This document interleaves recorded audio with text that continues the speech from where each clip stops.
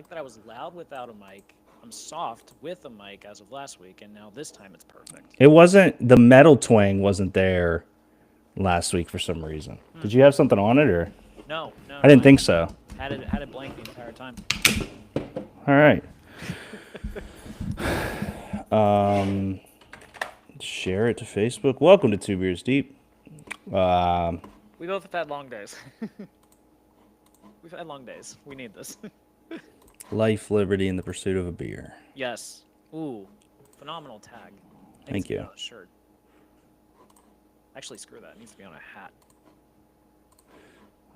Oh, so Justin Lee says, shout out Wild Onions Catering. Shout out Wild Onions Catering. That's awesome. You've had them before, haven't you? Yeah, they went to Valoom. yeah, when we were at Balloon, yeah. They had oh god, they had like really good nachos, I remember. Oh, dude. Yeah, Justin Lee. He's crazy. Yeah. He is a beast in itself in terms of making random things. Let me share this out, and when our comment says, if you comment on the show, Greg will take his shirt off. So be prepared. We'll see. I'm writing the cap. Shout out Wild Onions. Emphasis on the yins, remember. It's There. important. It's important. We'll shout out. All right, let's drink alcohol. Come here, Bean. Come have a beer with Daddy. You're old enough now. Beer. He's almost 3. It's 21. He's of age. He's in that age where he's experimenting and stuff, you know. 3, 2, 1, action. Greg, what are you drinking? One of my anti-hero IPAs. I got 2 more left. One I'll have on Tuesday, and the next one I'll have on Easter. Why are you saving that? Because it's one of my favorite beers, and it's Why don't you just get more? because I have to go to Ohio to get it. You did. There's no chance you have to go to the brewery to get that, right? No. The brewery's in Illinois, Or but why do you have to go to Ohio to get it? because they don't sell it in PA. What's it called? It's called Anti-Hair IPA. It's from Revolution Brewing. Revolution doesn't distribute to Pennsylvania. Yeah, but I'm just like, what part of Ohio? You're acting like you got to go to fucking Cincinnati. No, I can go to the like I can go to like fucking Got it. Boardman or Youngstown or something and be able to get it, but like it's the But still. it's the desire to have to drive to Ohio to get this beer is the part that drives me nuts. So that's Fair.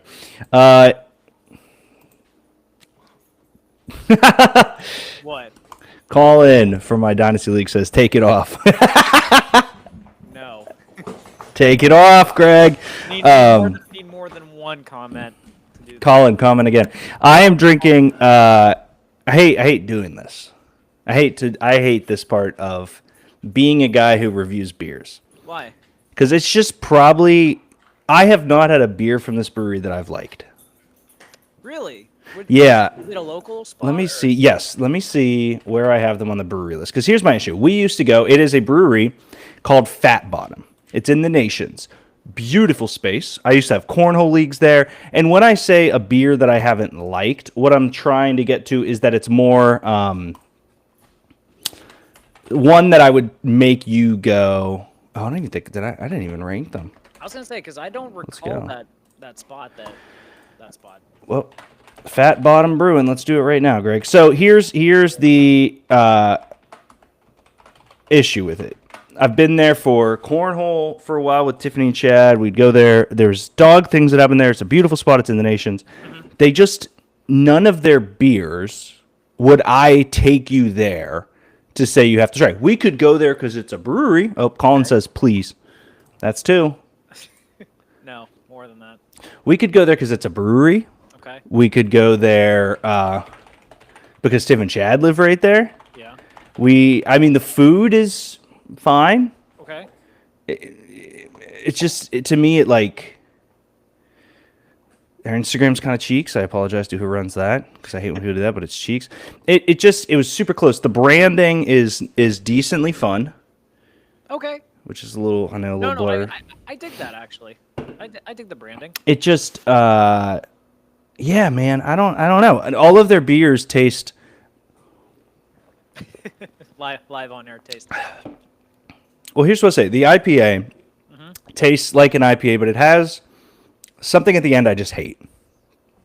Okay. It's like really close to being a Dogfish Head, but at the end it tastes old. It tastes bad. I can understand that logic. There's like, I've had beers before too where I think are going to be good, and then for some reason it's like that right at the end back taste that like just does it in for me. Yeah. So if I'm rating them, beer, like, it's tough for me. I mean, it's got to be.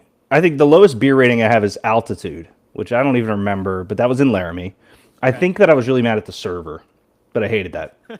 you had heat with the server, and therefore I messed with your score. Yeehaw's a 2.9, which could be higher. Poconos Brewing Co. That was just like a chain restaurant. It's a 2.7. Okay. I think 1.2 is the lowest I've gone, and then Spring Hill is a 2.4 because I really only can remember their farm ale, which was just a respect to them, a run of the mill farm ale. Yeah, and they don't even exist anymore. So one could say your ranking killed them. You could. I don't. It's tough because they have some. So Fat Bottom has. And I'm going to just pull out their website.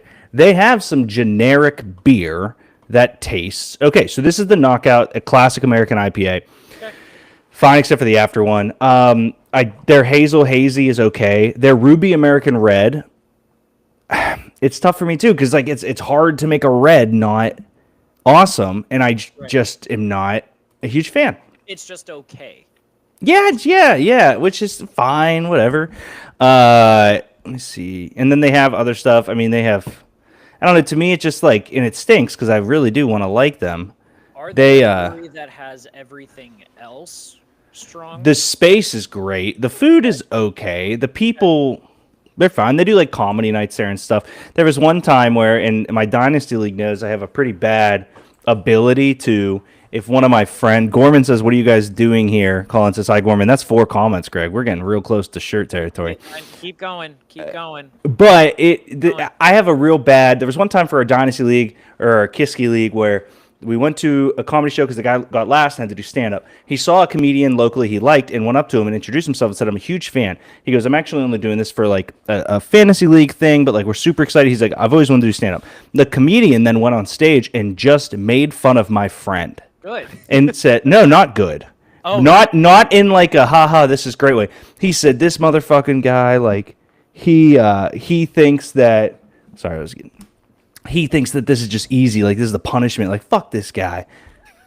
I was blacked out. I had to be held back in some version. I called him a penis breath. Like I said, "Dude," I was like, "You're not funny." He's like, "Yeah, but I'm the one on stage with the mic." And I was just like looking around like this isn't funny. Like I don't know. I got really pissed. Anyways, the comedian was doing something. Chip said how and then space many. So I think we're a couple comments away from shirtless Greg. Gotta keep it going. Colin says, "Will Greg be a man of Deke's words?" Anyways, all to say that the people there, they've always been nice. I like the cornhole leagues, except for we entered in a easy cornhole league. It's just easy. It's me and Chad and Tiff. Yeah. And there were guys in that league that brought their own bags. And I said something to one of the guys. I was like, "You're not supposed to do." He's like, "Dude, calm the fuck down." And then he was good. And so then me and Chad turned it on and we beat them. Oh, and I was, that was fucking pissed. Because it's just a casual, easy one. Right. Chip said how, then many. All right, let's do one by one. How? Okay. Can you see these on screen too? They'll like pop up like. Love it. Many. Yep. Comments. Mm-hmm. Do you need? Question mark. How many comments, Greg, would make you go shirtless?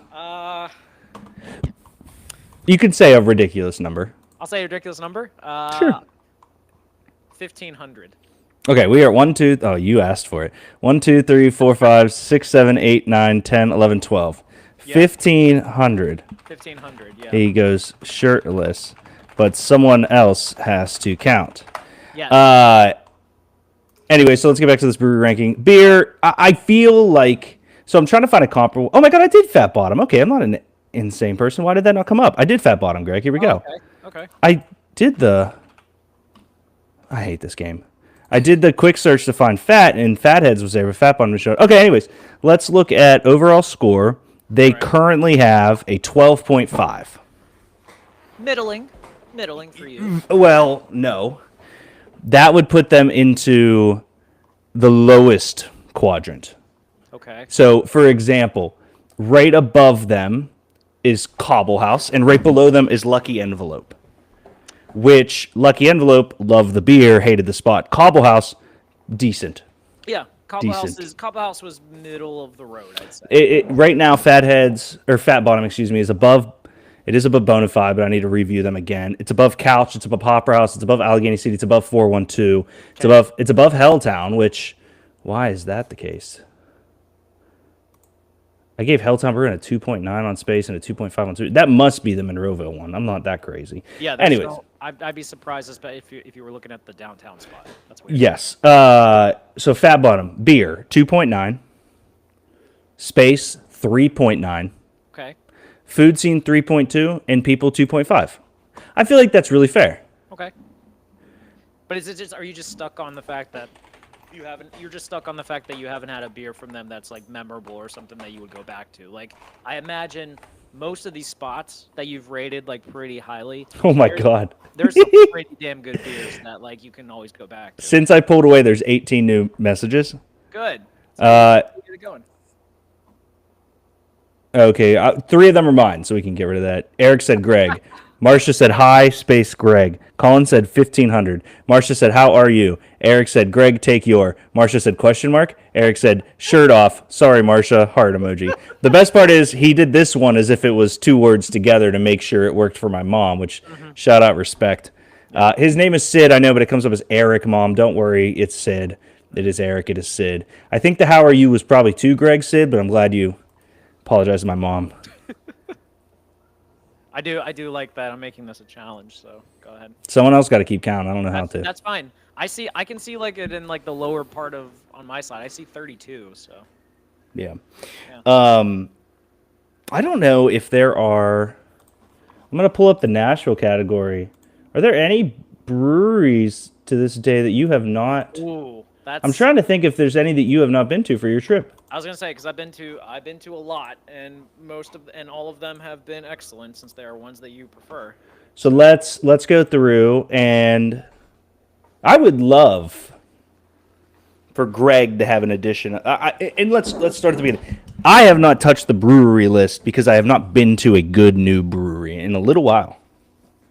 Is that saying something about just the scene right now in Nashville, or is it just because you've been kind of Great question.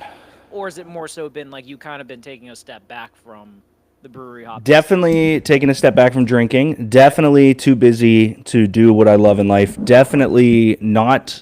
No, the new breweries don't just pop up here. Oh, for sure. And then what the heck? Okay. Yeah, she'll get a reply after the show. Now there are some out, like 20 minutes or so. The problem is I don't get blitzed when I go to these breweries. I just don't enjoy the thought of that. Yeah. So I think I don't mind the 20 minutes out, but it's also like the combination of getting the ride out there and back, and then also the thing too with like most breweries we go back to back to back to back. So it's kind of like it's a long day. Yeah. Of drinking involved. So it's kind of like okay, like do we want to like make sure that you're close to the spot, or do we want like some Foul says I think Derek should take his shirt off. Tom says what you love in life is getting Greg to take his shirt off. That's fair. That's a fair point. That is fair.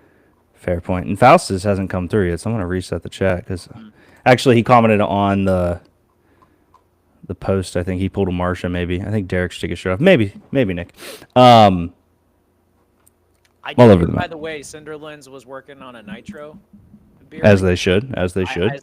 I might need to look into that. I've already been told by I got a friend of mine that wants to go to Trace on Monday as like my last thing before I go on my sabbatical. So I'm excited to finally try the Roots while I'm there. That's the coffee porter that they put together that I haven't. That'll be really good. Super excited for that.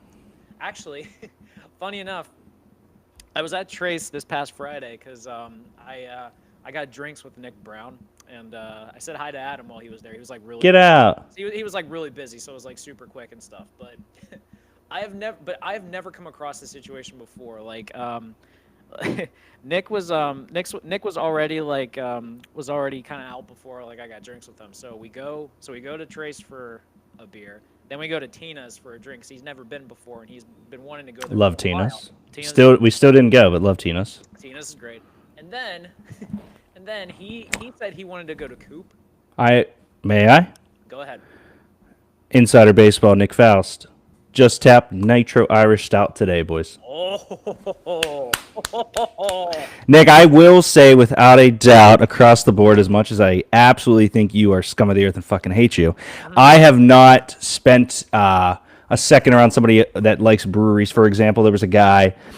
There's a place called Marble Fox down here, very good, next to my barber, and so I can go in there, get free parking, get a beer instead of paying for parking. I was talking to a guy who used to spend a ton of time in McKee's Rocks back in the day, and him and I were just bouncing breweries back and forth in different regions, and he said he used to go back in Cinderlands. Cinderlands is by far, without a doubt, no questions asked, the number one brewery on my list. I adore Trace. I think Trace is experimental. Trace is beautiful, everything. But if there is a brewery on planet Earth, I fucking hate Nick Faust, but if there's a brewery on planet Earth that can be the North Star of what a brewery should be, it is consistently and without a doubt every single day of my life Cinderlands. Yes, they are. You son of a bitch. Yes, they are the quintessential definition of Pittsburgh brewery, 100%. And they cater to every scene possible. Little Simply for the Cindy's. fact, I even remember like my dad works at like a wholesale flower shop that's like right next to Cinderlands, and he said to me, "Hey, how is that Cinderlands place that you tell me that you go to?" And I said, "I mean, it's pretty good. Why?" And he said, "Oh, I want to take a friend of mine for a drink there. Like, do they have stuff I'd like?" And I said, "Well, Dad, Do you like beer? do you like beer?" And he said, "Yes, I do." And I said, "Well, lucky for you, they have an entire section that is dedicated to beer named after you." And he said, "What are you talking about?" He's like, "They're called Dad beers." Yeah, I call them fucking Jagoff beers, Dad. All right, let's go through this list. So this is my list that I did actually get to use this for good. Adam had hit me up, and Nick said, "Love you, boys. Love you too, man. Hope you're Love good, you, buddy." Nick. I'll be back probably sometime in the summer. Then I don't know if I'll be back till probably Thanksgiving or Christmas when I normally am, but I mean, I'll let you know, I buddy. assume you'll make your usual weekend pilgrimage for Picklesburg, I'm guessing. We'll see. So these breweries are my rating for anyone that doesn't know. I'm very love this list. This list was my kind of Bible into how I believe you rate a brewery. And now that is not rating the beer itself. And so if you go, Greg, and you buy the Voodoo Brewing multi-pack, you'd be like, "Oh, I'm going to review these beers." I like to review breweries. I think that it's like a different cool thing. So my list is on 4 key pillars for anyone that doesn't know: beer, space, food scene, people. Just 2 clarifications there. If they do not serve food, you look at the surrounding food, or are you able to bring food in, and just is that a good accustomed to it? And then people is sometimes not the brewery's fault, but I do hold them accountable because I do believe it is an attraction thing. Yeah. How are the people in terms of employees? How are the people you sat next to? All that type of stuff. And it just Because for the longest time, I always thought that your people rating was more like the employees, and then I think it was like a couple years ago you explained to me like you explained to me the other thing. Wes writes in, "Your headphones make your head look funny," and then Nick says his head makes his head look funny, and then hello, Jen. I'm watching. I love that the goal for the comments like turned into something. That's called a CTA. A call to action, Greg. Sometimes I know what I'm doing despite the fact that it doesn't fucking show up at work. Anyways, breweries, Greg. So here is in the list of... anyways, what I was saying is Adam reached out and I got to send him a list of a bunch of places, recommendations for friends who loved it. These are my, in order, ranked breweries in Nashville. And makes your hair look like he is the next Hey Arnold. Yeah, I could see that. Well, fuck you, Wes. Number 1 of my Nashville breweries comes in at a 16.5 out of a full 20. That is Smith & Lentz. Smith & Lentz is Pilsner's lagers. They do it amazingly. They have a ton of beer, but the Pilsner lagers is really their staple, and they have the best pizza that I've ever had on planet Earth. They're also simple beers too, which is what I appreciate. They like there's nothing too crazy about them. No, but it's each one is unique, but they're not crazy. Yes, they're not crazy. They're basic ingredients, but they just do it well enough that you can't have a bad beer there at all. And all their beer goes with pizza. Yep. Amazingly enough. Here's what I'll say too, Greg. I would love a running conversation about your favorites as well. So obviously, what did you think of Smith and Lentz as a brewery when you were there? Well, you hyped up the pizza like over the top while I was there, so I kind of like it did a lot for me. But it was correctly hyped. It was correctly hyped. You're accurate on that one. Space felt very much like a normal kind of restaurant type space. So I wasn't sure what to expect. I mean, sitting at the bar and getting a pizza and beer, all you could ask for. I remember getting 4 packs to go from there and enjoying everything I had. I like that most of the beer there. I don't recall seeing a beer that was like over 7%, which I think is good because I would rather like want something that's like easily to drink and easily to kind of like taste instead They of do sell that. That is all their canning stuff. okay. Tom brings up a good point. German style is making a comeback. We are, shout out again, sorry to cut you off, Greg, back to the Simberlands facet of why brewers want to drink the beer they want to drink when they're making other people's beer they want to drink, Yes. which is why Little Cindy is such a fire thing for Cinderlands in Pittsburgh, Tom. But sorry, Greg, keep going. Yeah, and not to say by the way experimental stuff isn't fun. It's just like you still want to be able to drink a lot of it while be able to Yeah. function properly. Nothing wrong with that. No, Smith and Lentz I think you gave high marks for, and I prefer for me, the food is the higher lasting element versus the beer. The beer is easily drinkable, and I can get different varieties of it based off of it. But it's the food that puts it over the top, and I would say the people were okay, the space was solid, but I think it's the highest food mark in terms of what I've had. Cool. Let's go next. Is a brewery that Greg and I actually went to for the first time together.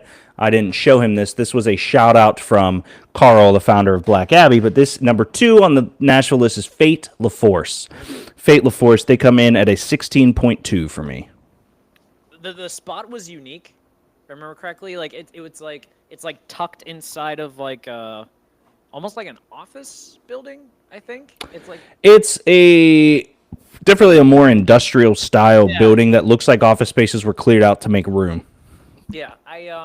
I love the vibe of the place. A lot of like I don't want to say 70s nostalgia stuff, but like I like the old school menu that they have. That's like letterboard that you have to like, pluck in. I think again, I love the glasses that they gave you. It like identified like something unique with every beer Yeah. you had from there, and I think Agreed. that's an underrated aspect that I like actually. When you can come up with a specific like what's the way I'm trying to like Trace does this very well, where it's like a specific glass for the specific beer that enhances it for you, and that's like a normal beer taste thing, but I think there's just something about it that kind of adds to that quality for it that makes it unique in that experience you're getting from it.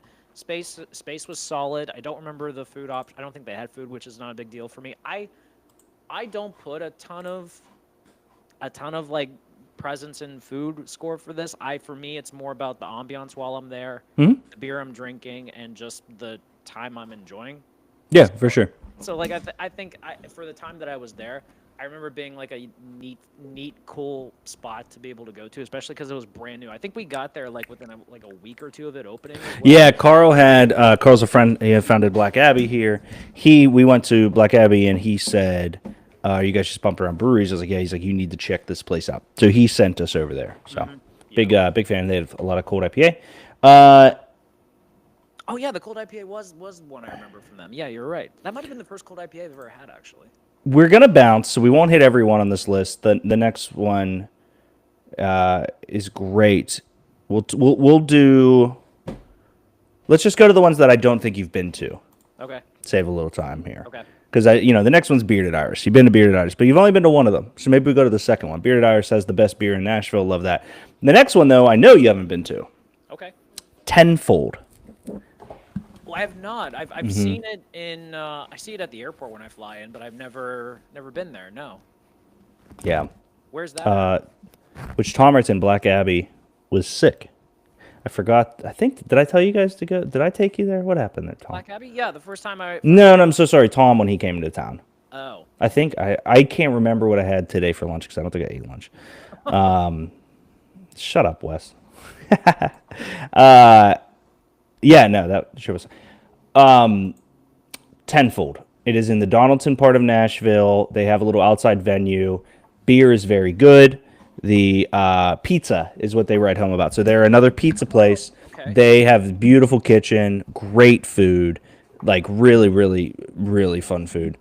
You took us there. Okay, I did. We did. Sorry, Tom. I am on a goddamn blender. I apologize, and I love you dearly. Yeah, long days. This has been the longest 3 weeks of my life. They Tenfold is great. They have good gluten-free pizza. They have really good options, but their beer is really good. We'll definitely go there. Take the dog. We can sit outside. It's really cool. I imagine that's a fun spot for the missus as well, just for the gluten free. No, it's great. You've been to Black Abbey. Yep. You've been to Barrique. Barrique is awesome. Yep. Have I taken you to Southern Grist? Oh yeah, because it was the Southern Grist had like had like a strange like dancing gnome vibe. when we Yeah. went there. Yeah. We went to the one In they have, like, East, yeah, we went to East Nashville location. with the restaurant in the back. Yes. Yeah, Okay. Yeah. Cool. High Wire closed, unfortunately. Aw. Which they had a cool space. Crazy Gnome, you've not been there. No, I've not been to Crazy Gnome. Crazy Gnome is amazing. We'll go there for sure. Okay. It's right over in East. It is tucked away in between a like a liquor store and a garage or a gas station. I went there first by myself, and then my friends started doing trivia there, so we'd go. And the bartender and everyone are just awesome. They're Nice. really, really, really cool people. I'm a big fan. Oh boy. I'm trying to think of like the ones that I know for a fact that I've been to. New Heights, I remember that one. Mm-hmm. Tennessee Brewworks is probably one of the big ones. Oh God, there were like two we went to in the Nations. I remember. Well, you've been to, so let's get through. You have been to New Heights. Yep. You have been to, I believe you've been to Jackalope. You have been to Monday Night. Oh yeah, been to Monday night. You've been to Tailgate, because we met my buddy Yeah, Ryan there. Yep. I don't think you've been to Yeehaw. I have not been to Yeehaw. No. Did I s- Yeehaw's like the bigger one. I know that because Oh. there's like right at my gate, right at my gate at every time I go to the airport. There's a Yeehaw brewery. Yeah, it's good. It's fun. Chip said is the mead place considered a brewery. It's not. Mead is honey wine, Chipper. But Greg, it is right across the street from Lakeside and Uptown. We should go. My parents do love that place. Tennessee Brew Works, East Nashville Brew Works, Fat Bottom, Disc and Cider, and there's a place called Bold Patriot that actually shut down, and another brewery opened up in the same location. It's in this giant market. I forget the name of the new brewery. Nothing to write home about. Okay. What's the one brewery that we went to that was like also that coffee spot that was right next to like a record and kind of vintage? That was, thank you. Great point. I don't see that in here, so I may have categorized it incorrectly. That is Living Water. Okay. That the location or the spot I Water. really liked. Yeah. It had Trace vibes. Almost. Yes, yeah. Yeah, I liked it. I liked that spot. Yeah. Did I? I might not have. Oh, I didn't review them. All right, let's put that in. Not a huge fan of the people. I love the people that go there. A very good friend of mine that owns his own creative thing. Him and I get coffee there. Beer, I thought was very good. I would gladly do a 3-2. They had a nice hazies. Space is beautiful. I think space is fun. Space is cool. It's I not do big, but I think it's like comfortable. 3-4. Food scene, unfortunately, there is nothing. There's a lot like around, but there's nothing there. So that one just 2-4. That was more like heated up like stuff, if I remember correctly, or like Yeah. pastries even for the coffee. Well, they had some like loose stuff for the coffee, but absolutely nothing. And since you're in the Grimies area, there's food like down the block a good way, but nothing. I mean, you could definitely order, but so food for me just gets a 2.5 because it's going to be that standard there. Fair. So they do come in at an 11.5, which I think is. I mean, I'll give people a 2.7. Here's the justification behind it. Go ahead. The employees are fine; they're just there. I feel like Yeehaw has Derek on the back roof, on the bar back on the roof. I worked at Six Pen with Wes for years, Okay. and Wes was we can get into that. Wes was a little cutie patootie that I helped Aw. become. He was really good, but we were the bar backs, and I was always telling him, I was like, dude, take the shifts if I'm like not coming in or sick because they're fun and you can become the guy. Wes was really, really hard worker. So I like the guy. He's being a goddamn prick tonight, Wes, but no, I loved him. He's a little saucy. Nothing wrong with that. So that changes that number to a handy dandy. I think 11-7. 11-7. Yeah, so we got something to go to. We'll get you to Crazy Gnome. I think will be one of your favorite ones. It reminds me.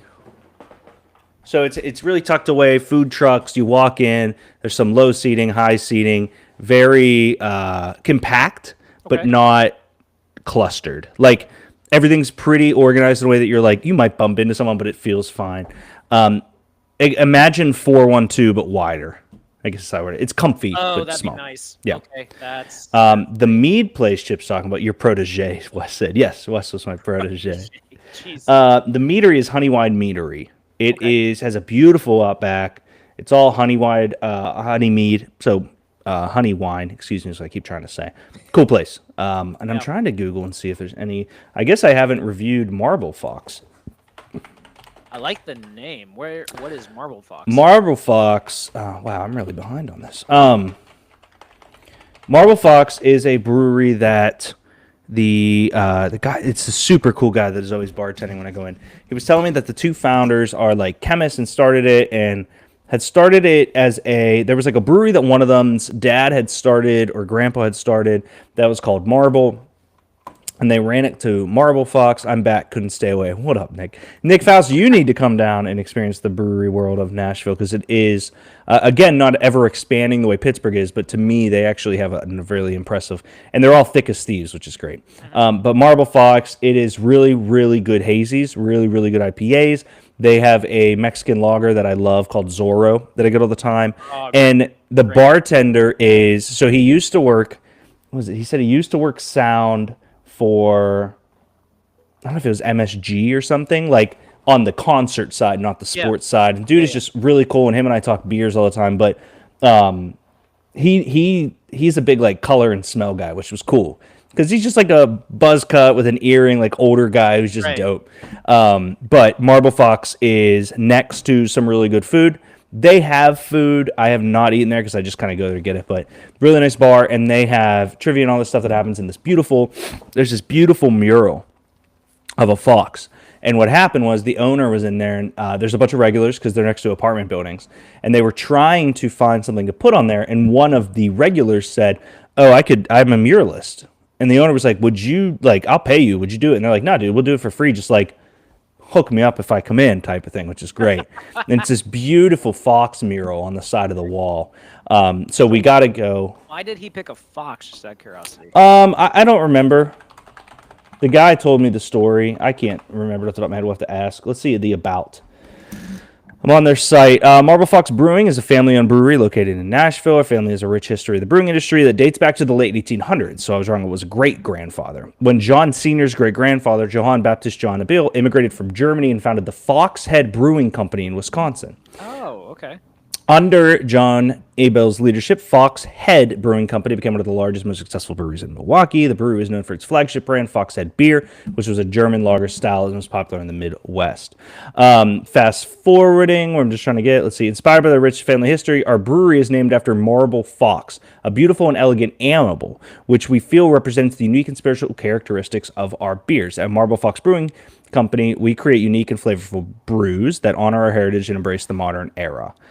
So that's Marble Fox is an animal, and they had something with their. One thing is, from our classic ales to our experimental small batch brews, each beer is crafted with attention to detail. However, our commitment to excellence extends past our beer. We're dedicated to building strong relationships with our customers, and they do that. They are fucking cool. Nice. Where are they? Where are they located? Like, The Gulch okay. beer for me comes in 4-2. I haven't had a bad one. I think I do enjoy the Gulch, so I think that would be a fun spot to go to. space is interesting. I'll give that a 3-4, same as Living Waters. Food scene, they're across the street from a place called Two Hands. That is New Zealand. That is unbelievable. They're across the street from Mais de la Vida, which is a James Beard awarded chef, or nominated chef, excuse me. That is right there. They have a ton of stuff. It is fucking great. All right. Big Dick Wit. What up, Sean? How you doing, brother? I'm putting that one up. Only here for Greg taking his shirt off. We're only, I think, 1,422 comments away from Greg taking his shirt off. Yep. And Nick said, "What's your favorite brewery you've ever been to?" Wow. It's a great question. Oh, man, This then that's would be hard. more of the hard. Well, let's look because this would be more of the space category Yeah. in my mind a little bit. So I'm gonna open that up in the which you know what I'm gonna do the screen share and let's see how the sausage is made. This is my spreadsheet, Nick Faust. It's extensive and it's very impressive, honestly. The detail he goes into this. Yeah, so Cinderlands right here, as you can see, Nick. I think your beer is a 4.8. I think that you guys have hit every style exactly how it should taste, but with your own unique flair, and you haven't missed. Space, I have a 4.3 for you guys. I think the warehouse is beautiful. Food scene, 4.3. Your country wrap is second to none in terms of beer food, and only a 4.2 because fuck you. Let's do a little sort. Oh, flip that one. Sort Z to A. Right now, Top of the Rock Brewing and Restaurant in Chattanooga has a 4.9 on space. I have Hitchhiker at a 4.8. Dude, but now that I'm looking at it, it's not that I don't like their space. I love their space. Now that I'm looking at it, though, compared to some of these other ones, they should not be 1 point off Top of the Rock. Church Brew Works has a 4.8. Grist House, Dancing Gnome, Low Lev, Fate La Force, 4.5. Cinderlands right there to 4.3. I think, Nick, if I can be fully fucking honest, I want your downstairs to be just completely open. And if the downstairs was completely open and the upstairs was the restaurant and there was more shuffleboard, but I'm not the guy. Top of the Rock was really cool. Definitely a restaurant, not the best beer, not the best food, but my girlfriend and I went there and it is literally on top of this mountain that you climb straight up. Breathtaking views. Kona Brewing in Hawaii obviously is unbelievable. I am obsessed with that. And then another one I'll call it is Brew Detroit. We went to when we were in Detroit, Greg. Oh, that's right. Yeah, we went to. I forgot we went to like a good bit of breweries while we were. Unfortunately, just the two of us did. Unfortunately, well, no. In fairness, producer went with us to like 2, I think. 2. Poor guy. Poor guy. What's your favorite brewery you've ever been to, Greg? And you can do across the board. Don't limit yourself to space because I'm going to move to across the board right now too. I was gonna say because that's tough. I mean, like if I was thinking of space, there's Ooh. if I'm thinking of space, Oh. what overflow? Yeah. Nick wrote in Zilko in Asheville was his. I still need to get to Asheville. Yeah, Asheville. This drives me nuts. By the way, I had a chance to go to Asheville like a week or two after. A week or two after Detroit, I had a chance to go to Asheville for like a weekend, and I couldn't justify it because I needed the money for like other stuff. Because you're an adult, and I am an adult. adult things happen. I am an adult, and it is unfortunate. If I'm thinking of space, and you haven't been to this, but like when I visit my friend in Virginia, usually like end of May. I hate that you have other friends. I know. We usually go to like a lot of the spots around him, and I've said this. Yeah. I love what's unique about the breweries in Virginia, especially like northern Virginia, is that there's so much farm space around that like you just get incredible views and stuff. Like there's two that have really great spaces. One is called Bear Chase. Like when you walk into the brewery, it's very like overcrowded and stuff, and then you kind of like have a long way to get to your beer. But when you get your beer, you can walk outside and there's just this giant slope on a hilltop with like a bunch of Adirondack chairs that you can just sit and you would just look at the mountains as you're just kind of enjoying and sipping a beer the entire time. And it's beautiful. But there's another one, and I'm trying to remember it. Fuck. There's another one that like I drive past like every time I go in, and it's like it's like just it's almost a farm area, and it's on top of a mountain, like typical.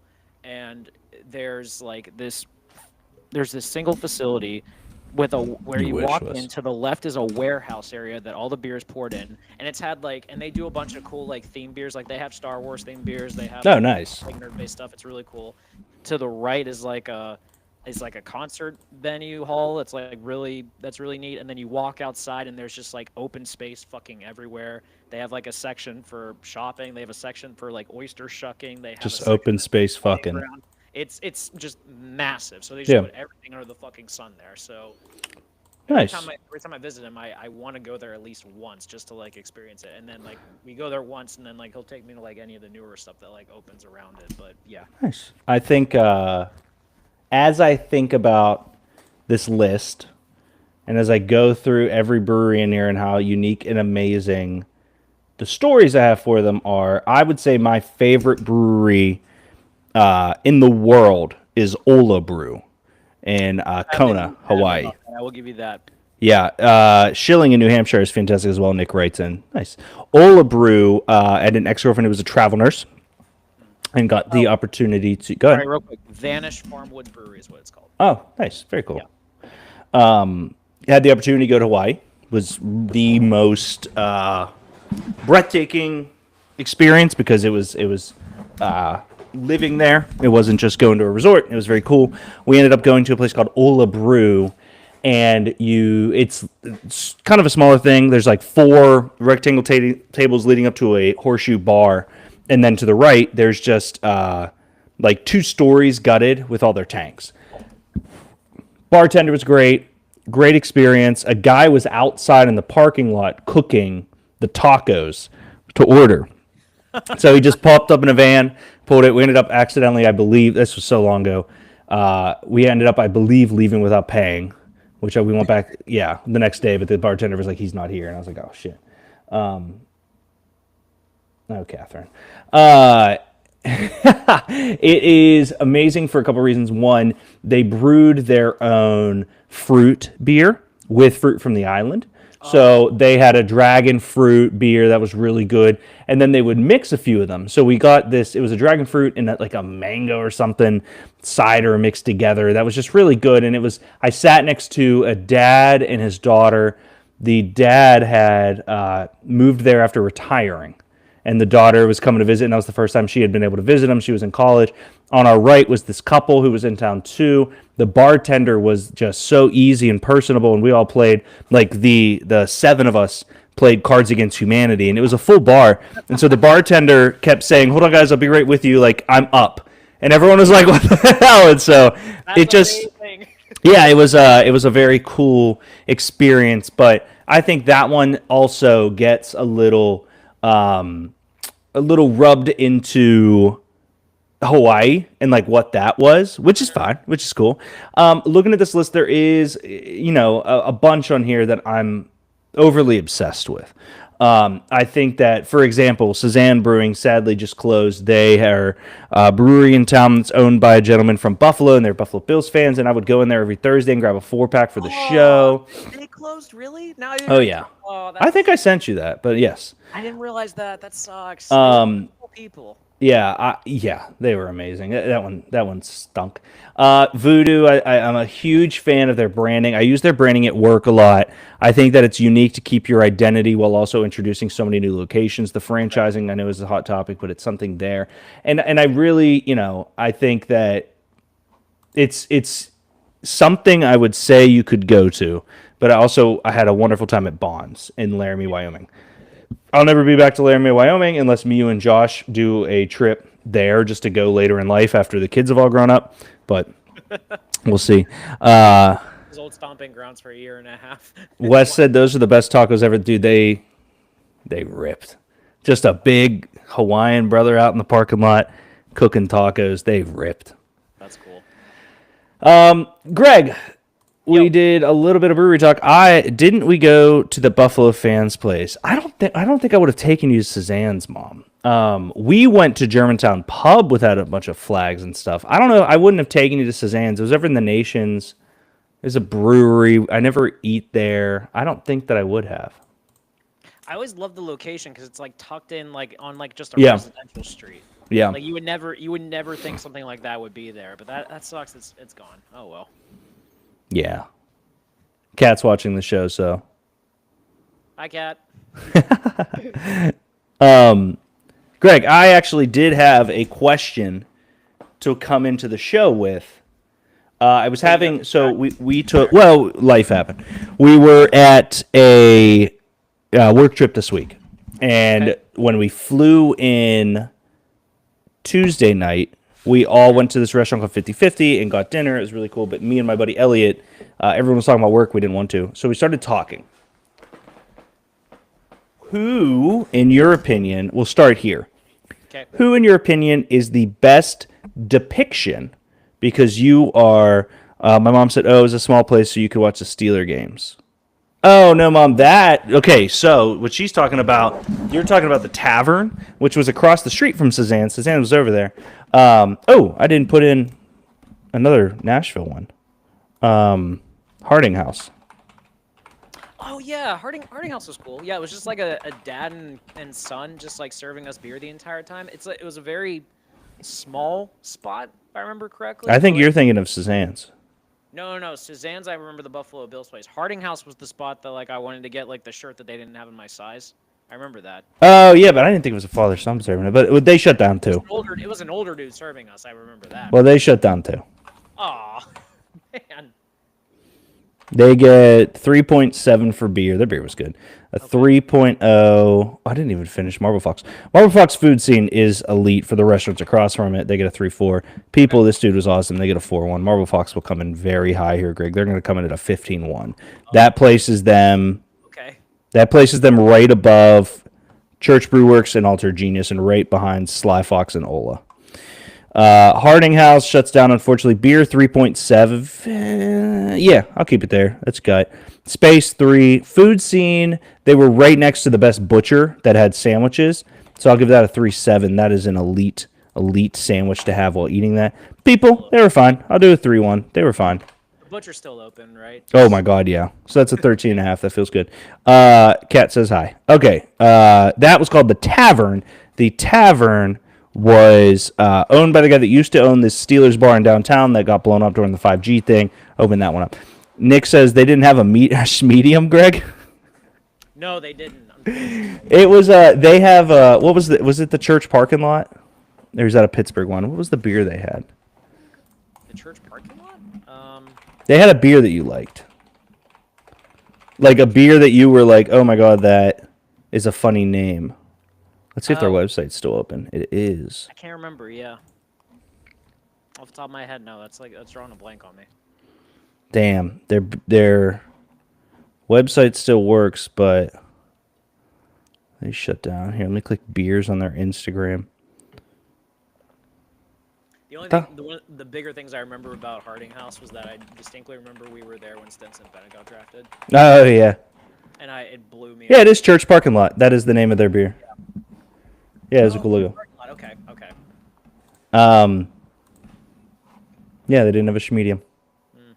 Anyway, so I was talking with this guy. We got into a large discussion that turned into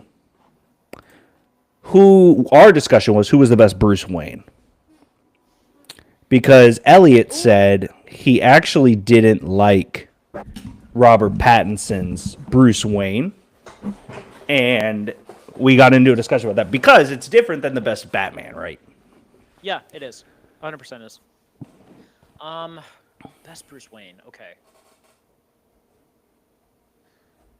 Pattinson was a little too Emo. Yeah, which I dug that, but yeah, he was a little too emo for Bruce Wayne.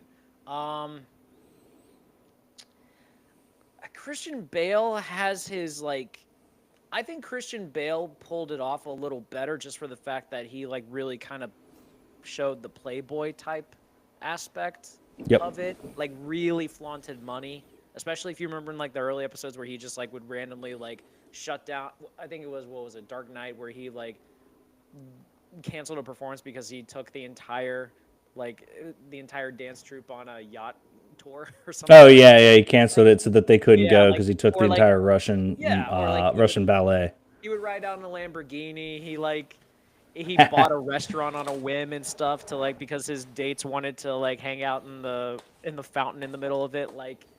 I could see Bale is probably up there. Yeah. Let me think of the other ones too.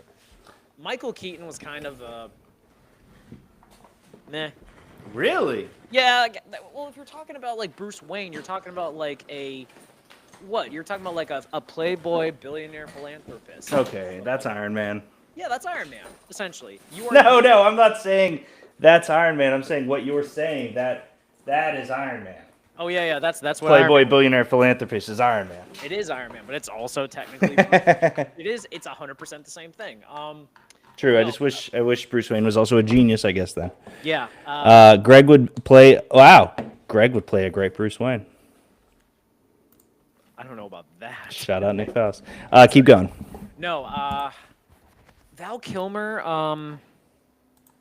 Val Kilmer also pulled off like the Playboy type air pretty well. Yeah. George Clooney, I think, was okay at it. I loved that movie. Loved that movie. Oh, growing Batman up. Robin. Yes, Oh. I love Batman Robin. My brother and I to this day still sometimes like reference what killed the dinosaurs.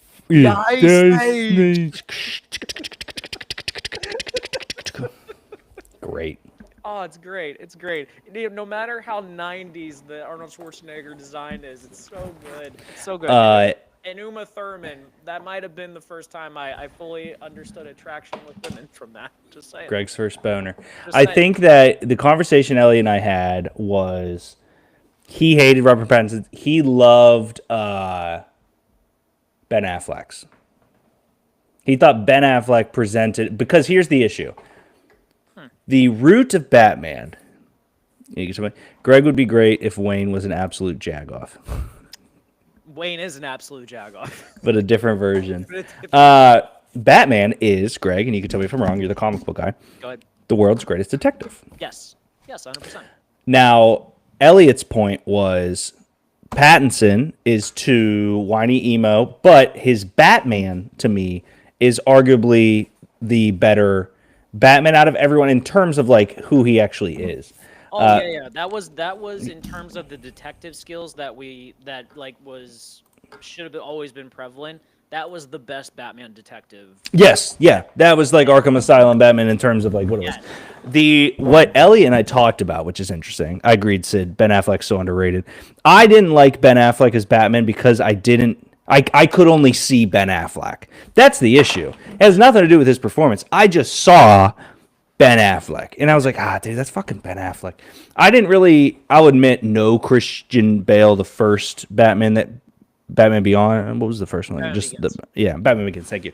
I knew who he was, but I didn't like know him the way I know Ben Affleck. So it's easy. Elliot's point. So he's a cinephile. Okay. Huge.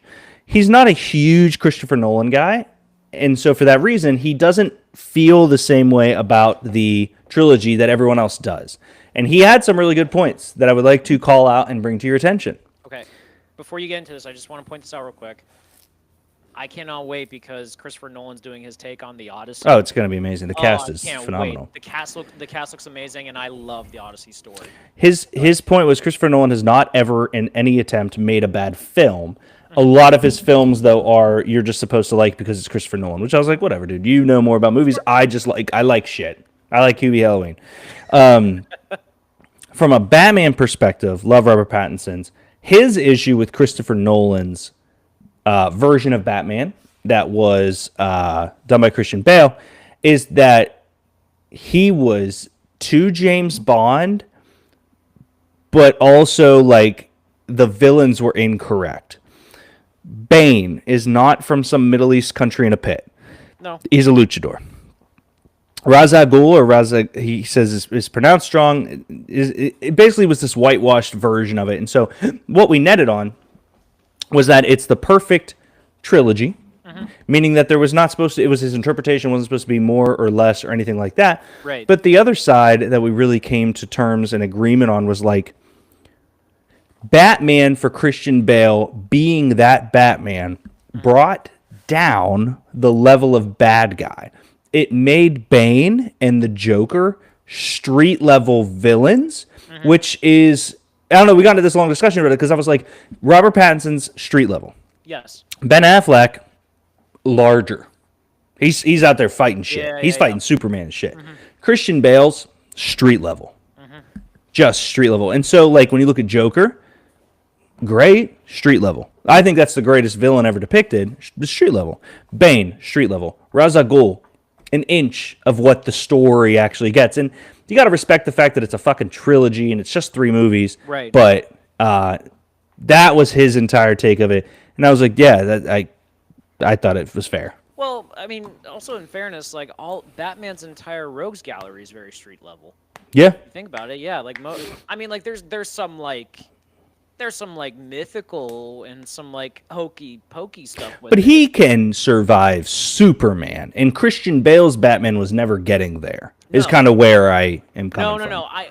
And in fairness too, the way that they depicted him in Christopher Nolan's trilogy, none of the super aspect of it of like what of the Batman that we grew up watching from like the Yeah. animated series or like the Justice League or anything Yeah, yeah. would not survive. That's fair, but that wasn't the intent of the Christopher Nolan stuff, and that's probably why we have that theory of it. But in the grand scheme of things, like Batman's stories are very street level and very And that's what Wes just writes in.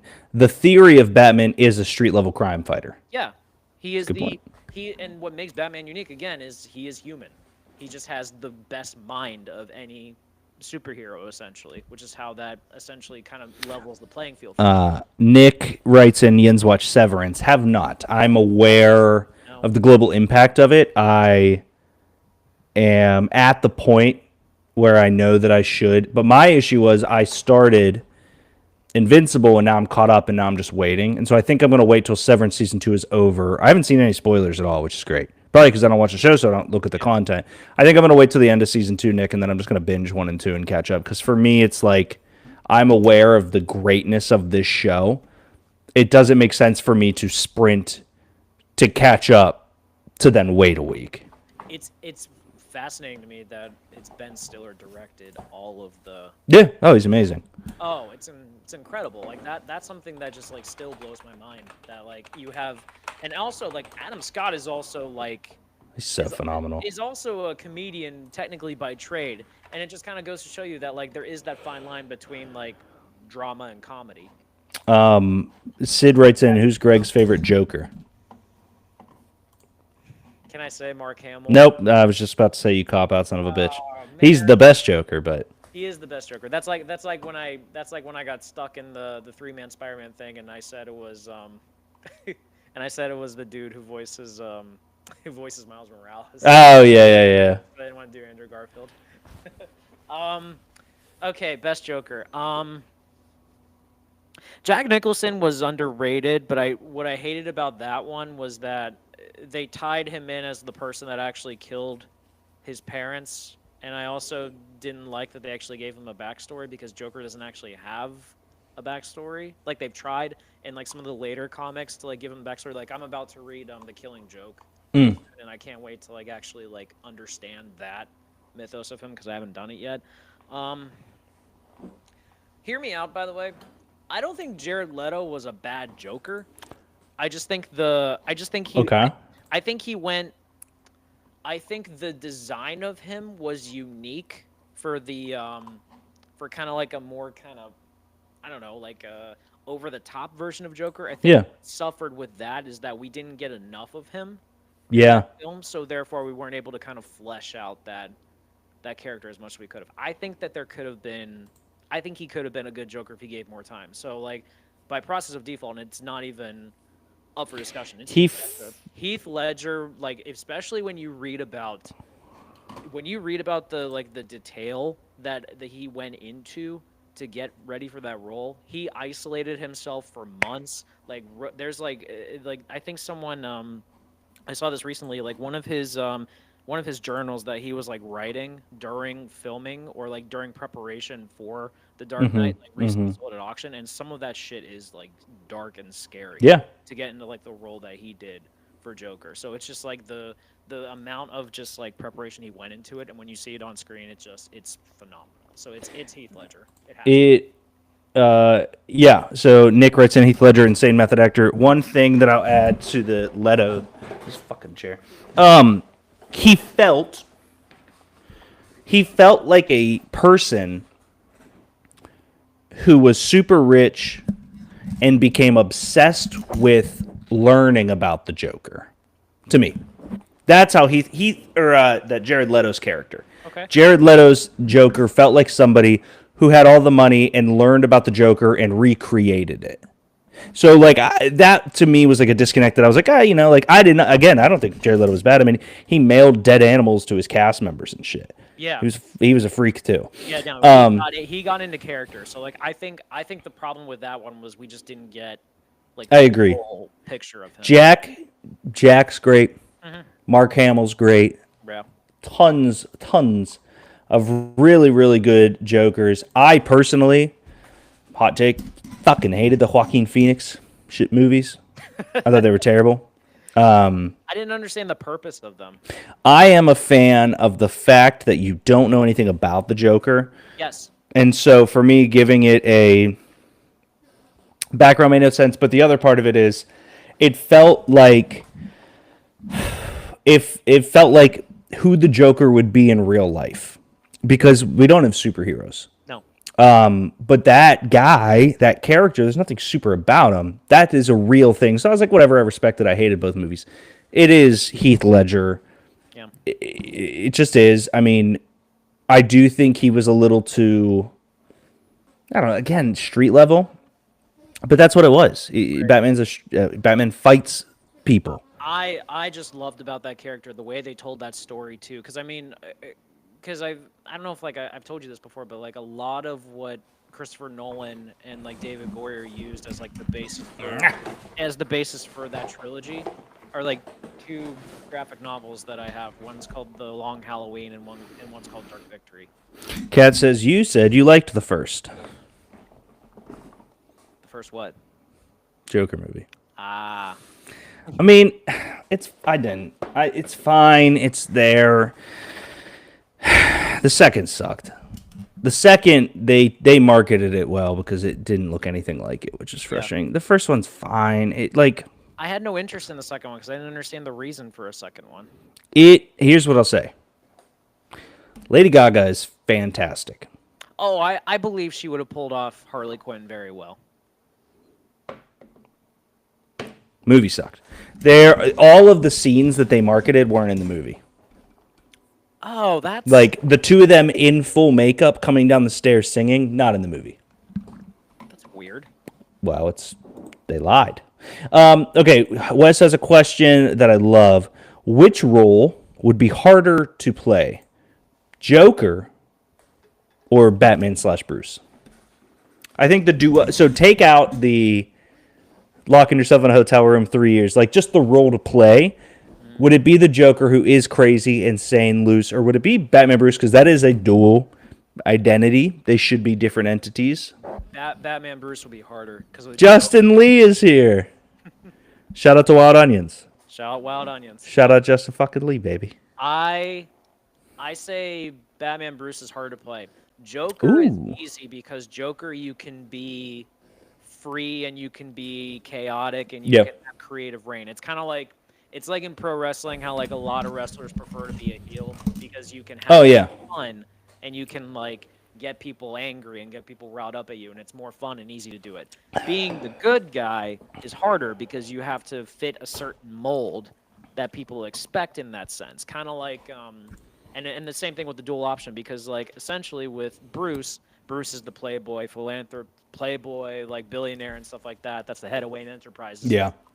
Batman is the world's greatest detective and is also very cold and calculated and mysterious and stuff like that. Like they're polar opposite personalities. So you, as an actor, I feel like that would be so hard to try to pull that off because it's not like part of the reason that that Robert Downey was so perfect is because Iron Man and Tony Stark are one and the same.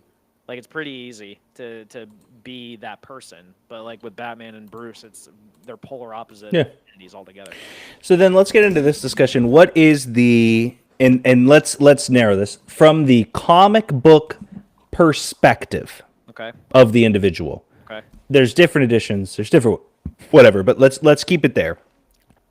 From the comic books, what is the number one in your mind depiction of a superhero in a live-action movie by an actor?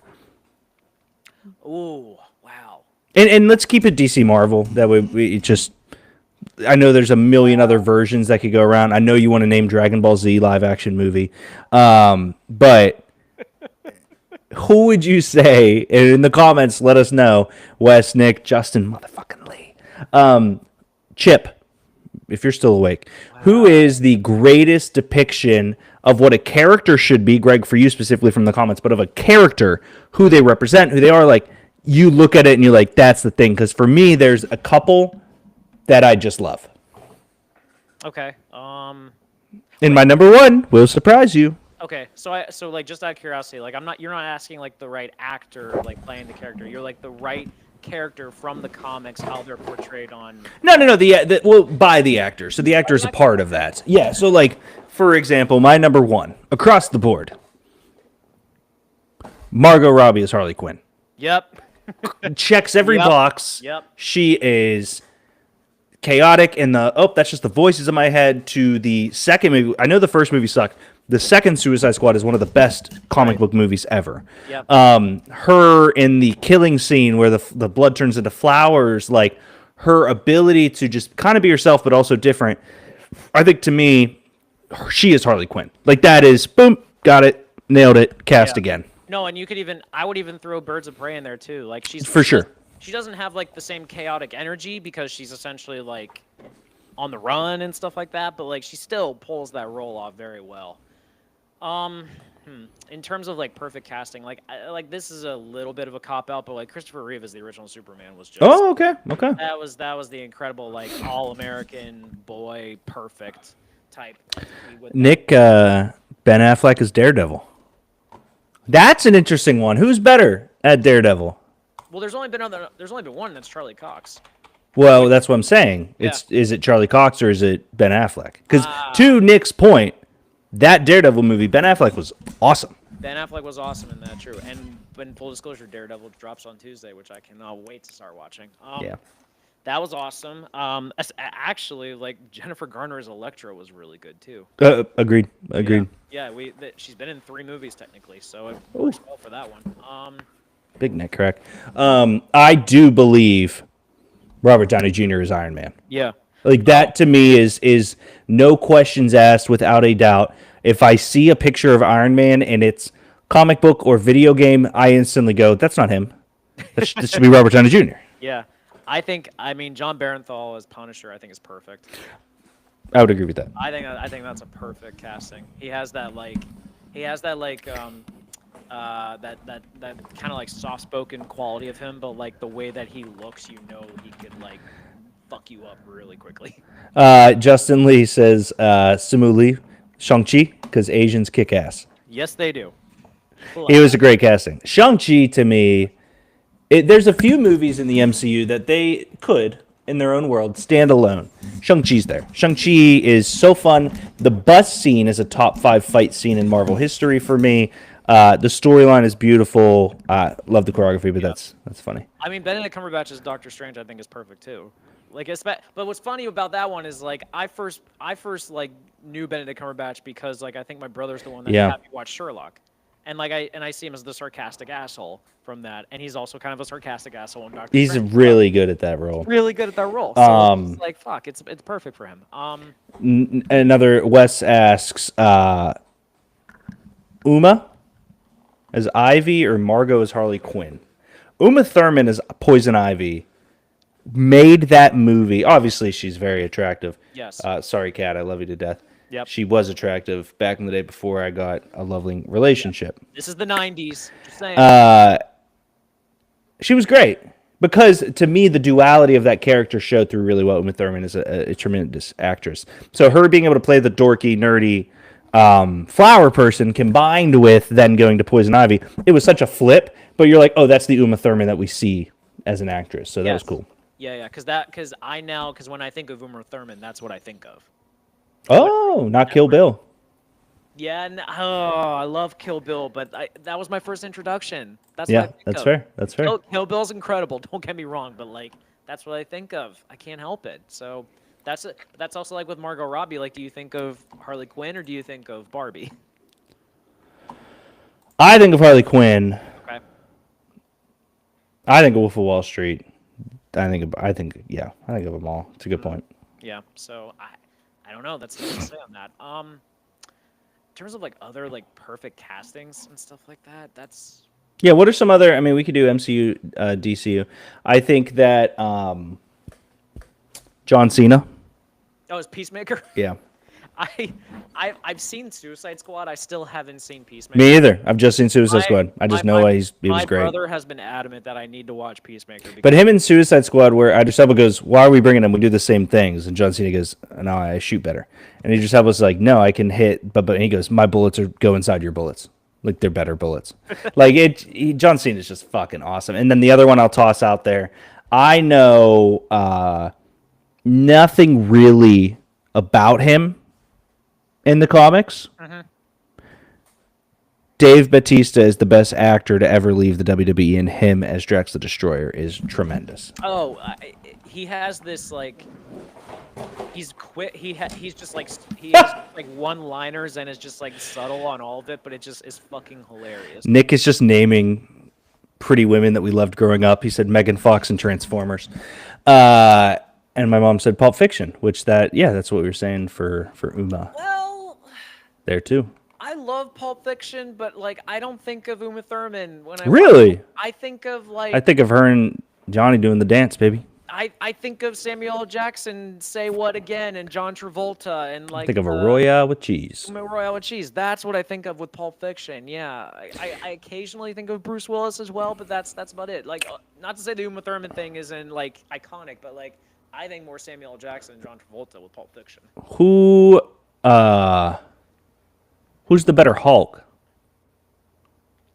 Edward Norton or Bubba Gump? What the hell is his name? Mark Ruffalo. Thank you. You could throw Eric Bana in that one if you want to. Yeah, you could. You could.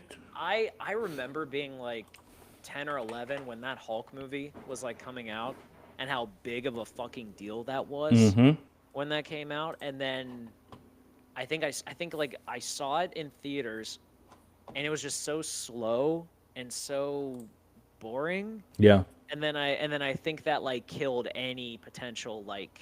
I'm glad I've never seen that. I watched 08 Hulk because I want to go see Brave New World this year. So, but yeah. Don't watch the original Hulk. It's just like. Fuck those Terrifier movies. Although according to my dad, Lou Ferrigno is the original Hulk. Lou Ferrigno is Hulk, but he was Hulk. Yeah. But okay, so Edward Norton or Mark Ruffalo.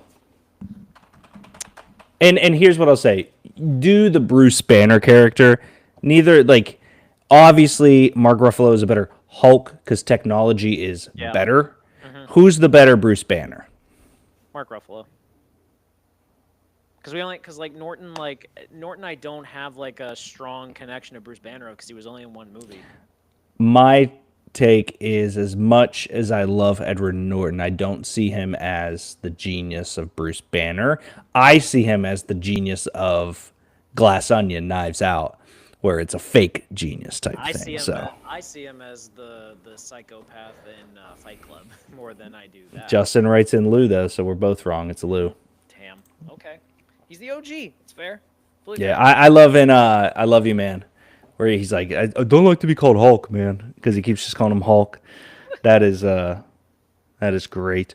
Yeah, other things about the comic book here. I think that one of the other characters that I do feel it was correctly placed in the MCU was Hemsworth.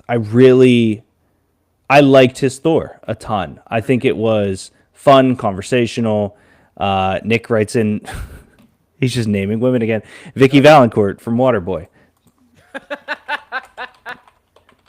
Wow. And also, just pointing her out, she was also the actress from The Craft when the psychopath. Yeah. Fairuza Balk. That's a throwback. Fairuza Balk, baby. I don't even remember what I asked. I don't either. I got Nick throwing me for a loop. That threw me off. God damn it. I was talking about Thor. No, don't be done. All right, let's just toss out women in movies for Nick. Who was your first? Oh, let's do that one. Who was your first movie crush there, Greg? I know you said Uma Thurman, but why was it Lola Bunny from Space Jam? I mean, don't ever call me doll. What's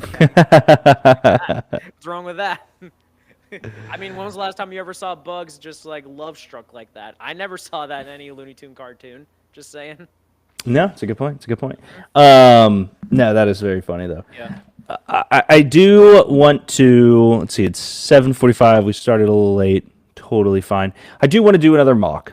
I think this was a good break. I realized that we, by hook or by crook, had just been doing mock stuff, which it is frustrating because we don't. Greg and I don't consider. I don't want to speak for you, so let me know. But we don't consider doing the mock stuff, mailing it in because that's what we like. But we also want to give a show and a podcast that discusses other things so my mom and dad can pay attention. The mock stuff really is what gets us going, though, and it's exciting. So let's stick around till 8, and then we'll do a rush mock, meaning you get 2 sentences, we're back and forth, and we'll do a 2-round, but you get you'll get pick, and we'll just do that. The last, I mean, we got 15 kind of minutes here, and let's kick it back into beer. Nick, I don't know if you're familiar with this. Greg, have you ever heard of a crushie? No. What's a crushie? So I'm trying to see if it needs to be work that is from this year. Okay. But a crushie, and my goal now, Nick, is to win one of these. So if I will... You told me and Josh about these. Yeah. I don't. Rose from Titanic and Velma from Scooby-Doo. We have a very horny chat this evening. I apologize, Mom. Yes, a crushie. Keep going, Greg.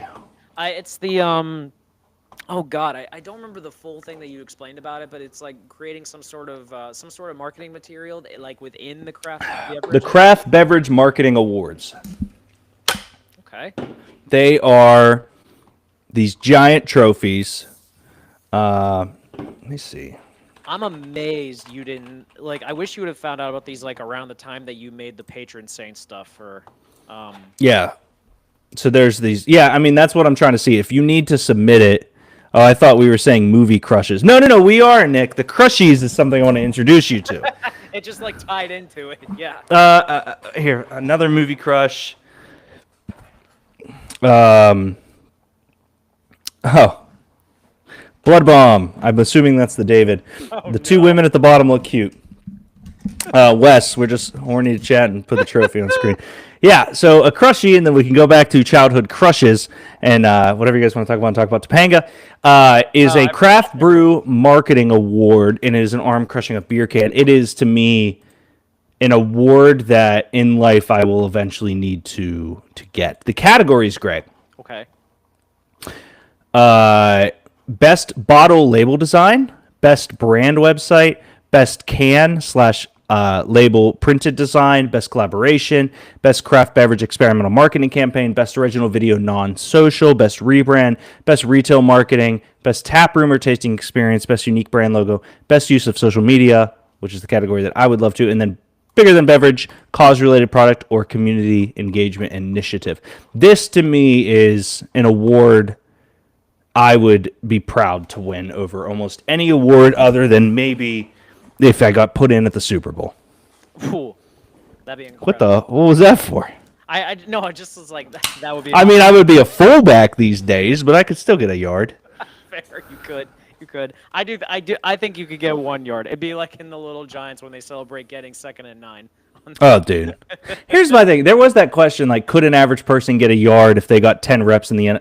Duh. Yeah. Like, I'm not being disrespectful. I would get my shit pummeled around yard 2. You're getting. But if you're telling me you're handing the ball off and I need like a top 15 offensive line, I can dive forward a yard.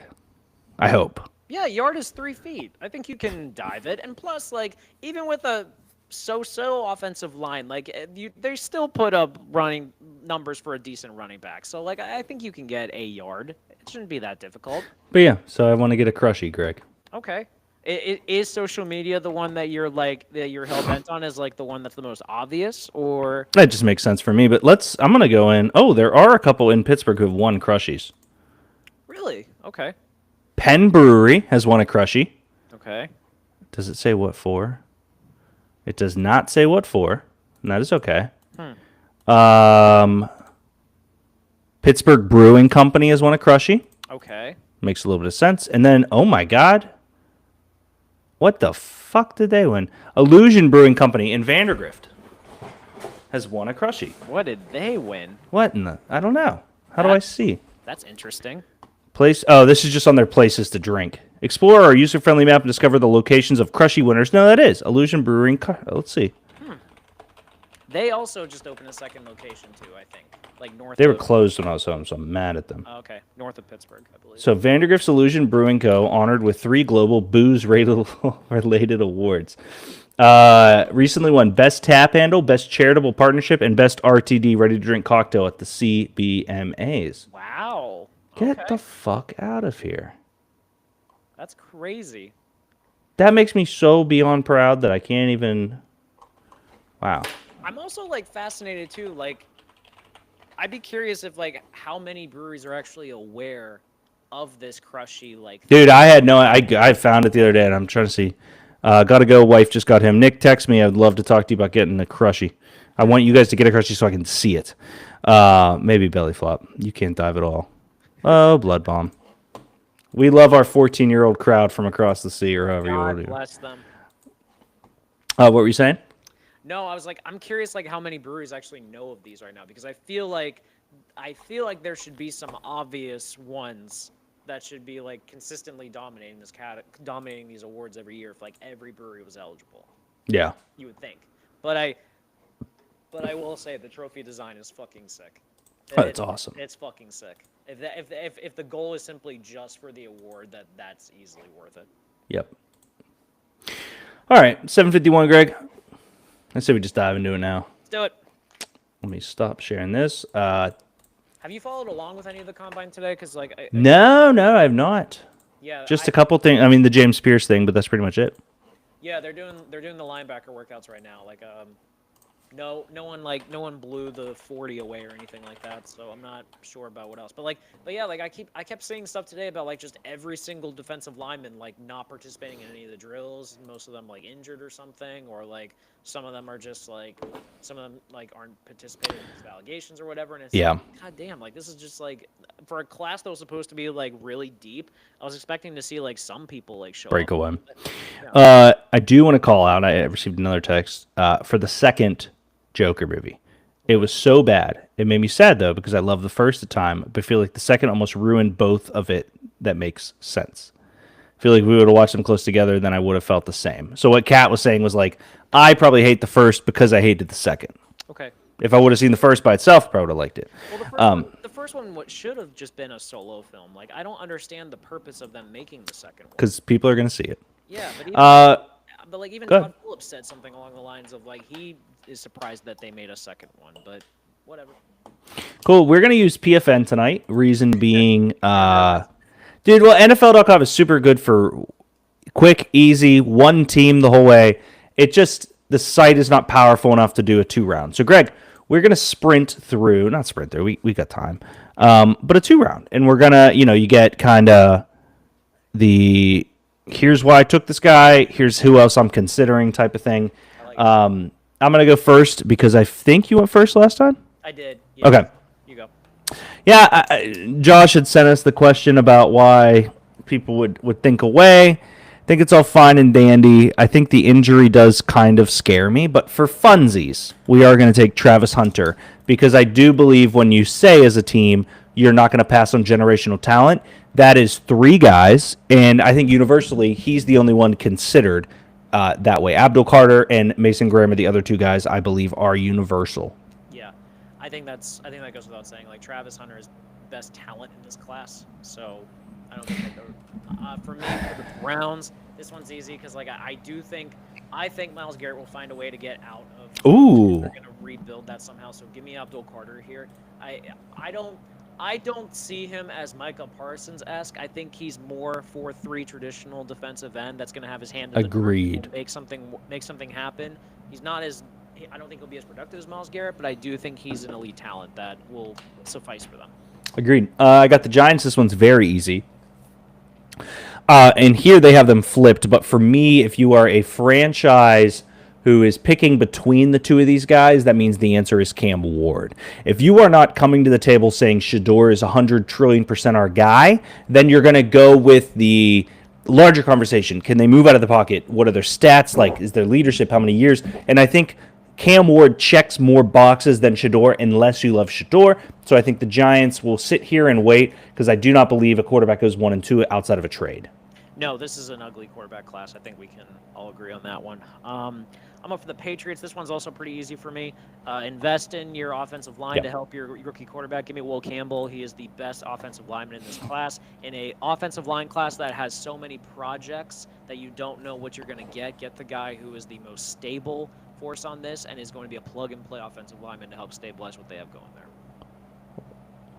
Love that. Also, have you been to Batter's Box? Oh, next to you? Yeah. Okay, cool. I don't know why I was just. I love that spot. Yeah, we'll go again. All right. Yes, agreed. Okay, next one. Again, super easy for me.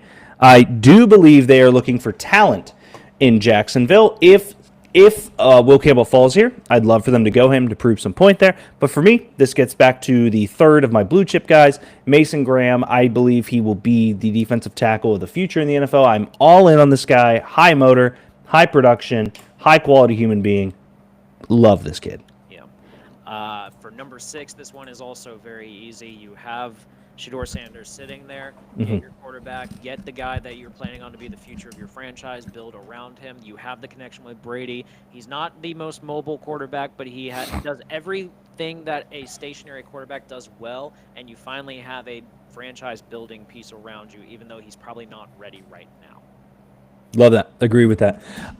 Next up is the Jets. They clearly have a quarterback opening here. So if we're going to entertain that, you can talk about Jackson Dart, whoever you want to talk about. I think that would be the stupidest thing you could ever do.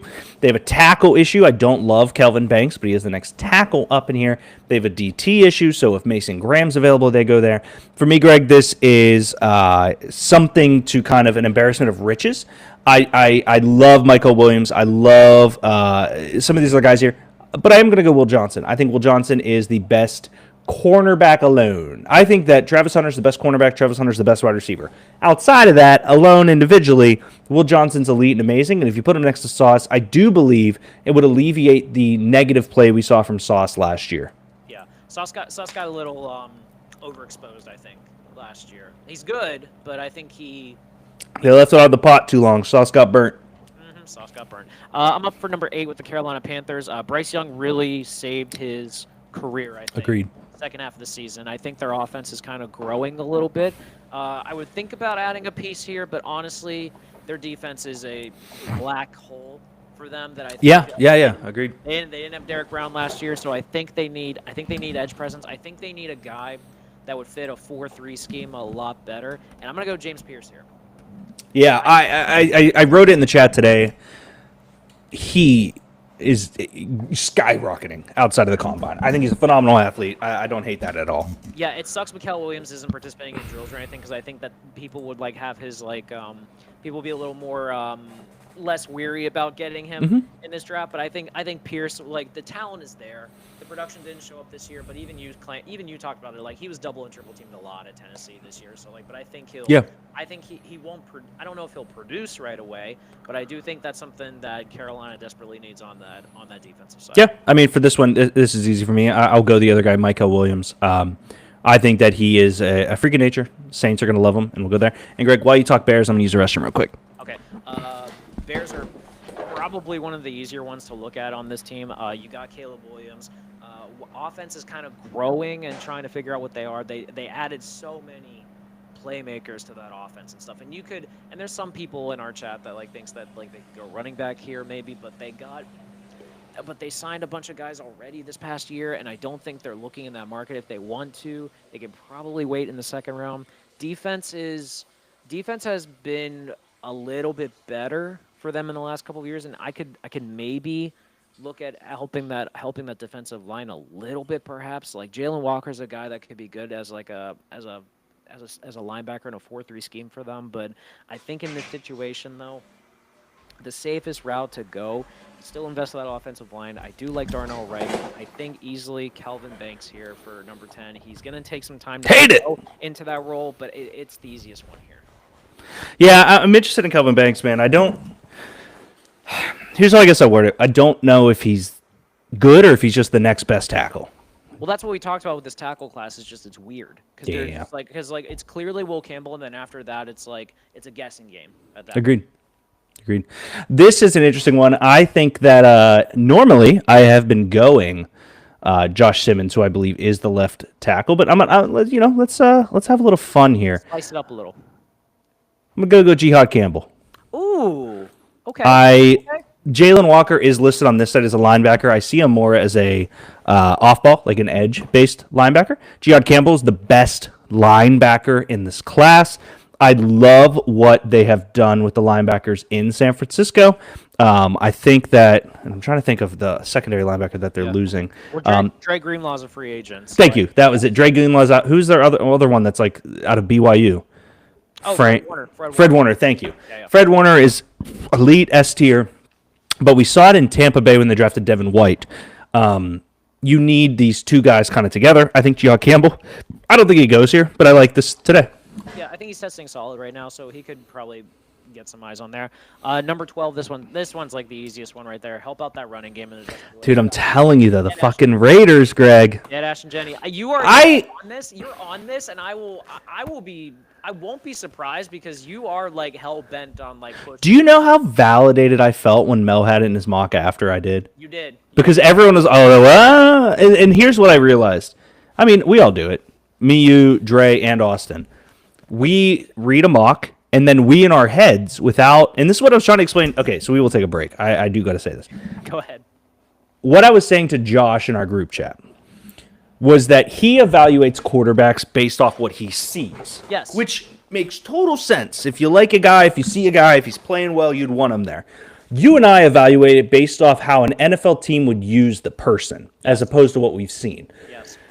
With a guy like Ashton Genty, looking at these versions of mocks, he is not the hype level of Bijan, but he's something that's worth investing and exciting in there. Right. So what I was trying to get to with Josh was trying to explain to him the difference between those two things. Because for me, we look at comps, and there was a moment in our group chat where we all agreed we liked Jahdae Barron, but he was not ahead of Siobhan Ravel or Benjamin Morris. Now he's top fucking 15 pick, number 3 corner. And I still don't see it because I can't figure. The whole positionless football thing is okay and validating, but like I cannot for the life of me give the idea of drafting him and making him a nickelback when I know for a fact that there's corners in the class that can like either shut down half a field or be press man guys that would be way more viable in a defense. Though. For me, it comes down to his ability to stop the run game, which is cool. Anyways, I'm up for the Dolphins. They need a lot of help.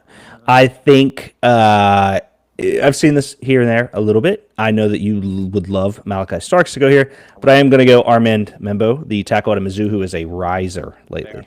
Fair. Yeah, but by the way, hey, they may need a lot, but they're also the highest rated team in terms of the NFLPA report card, so they got that going for them, gosh darn. Yeah, I don't understand your comment about rational fandom to Pingree because that rating is real. It's real, but like I feel like as fans we overblow it, honestly. I don't though, Greg. Our facilities are terrible. Yeah, they are. We're supposed to be the number 1 franchise in the NFL, right? We are technically. And we just hired an F-rated strength and conditioning coach. Our practice facility is mediocre in comparison to other NFL teams or college-based teams.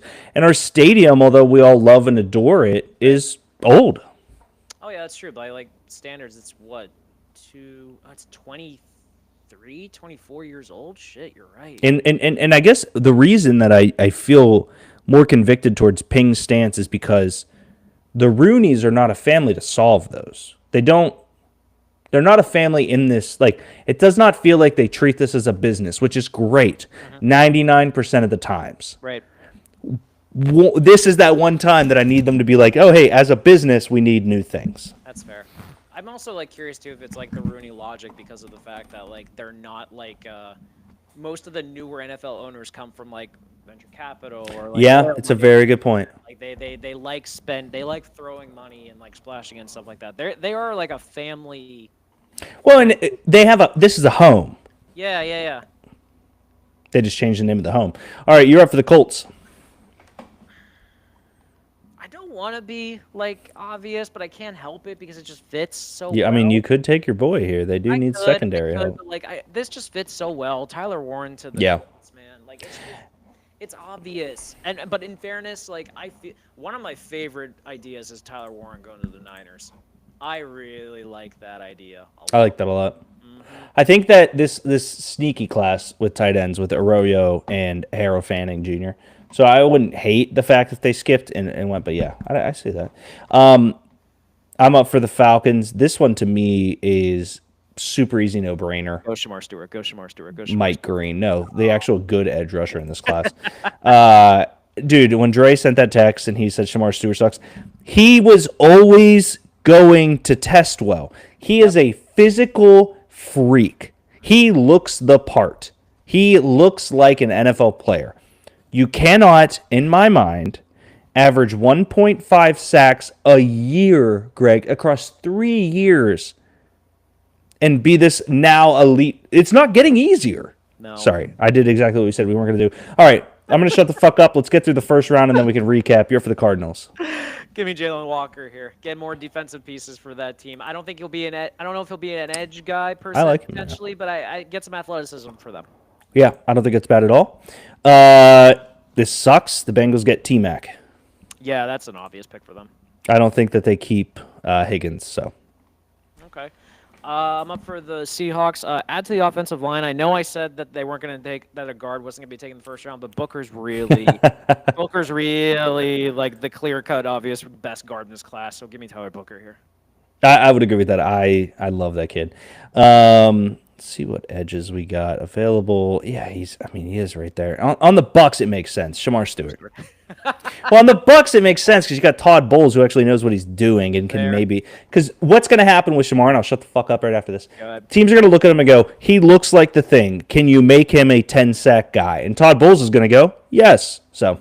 Yeah. Well, they got Kalijah Kancey and Vita Vea, so they have two really good interior guys that would help on the edge. So I love Vita Vea so much. I love Kalijah Kancey.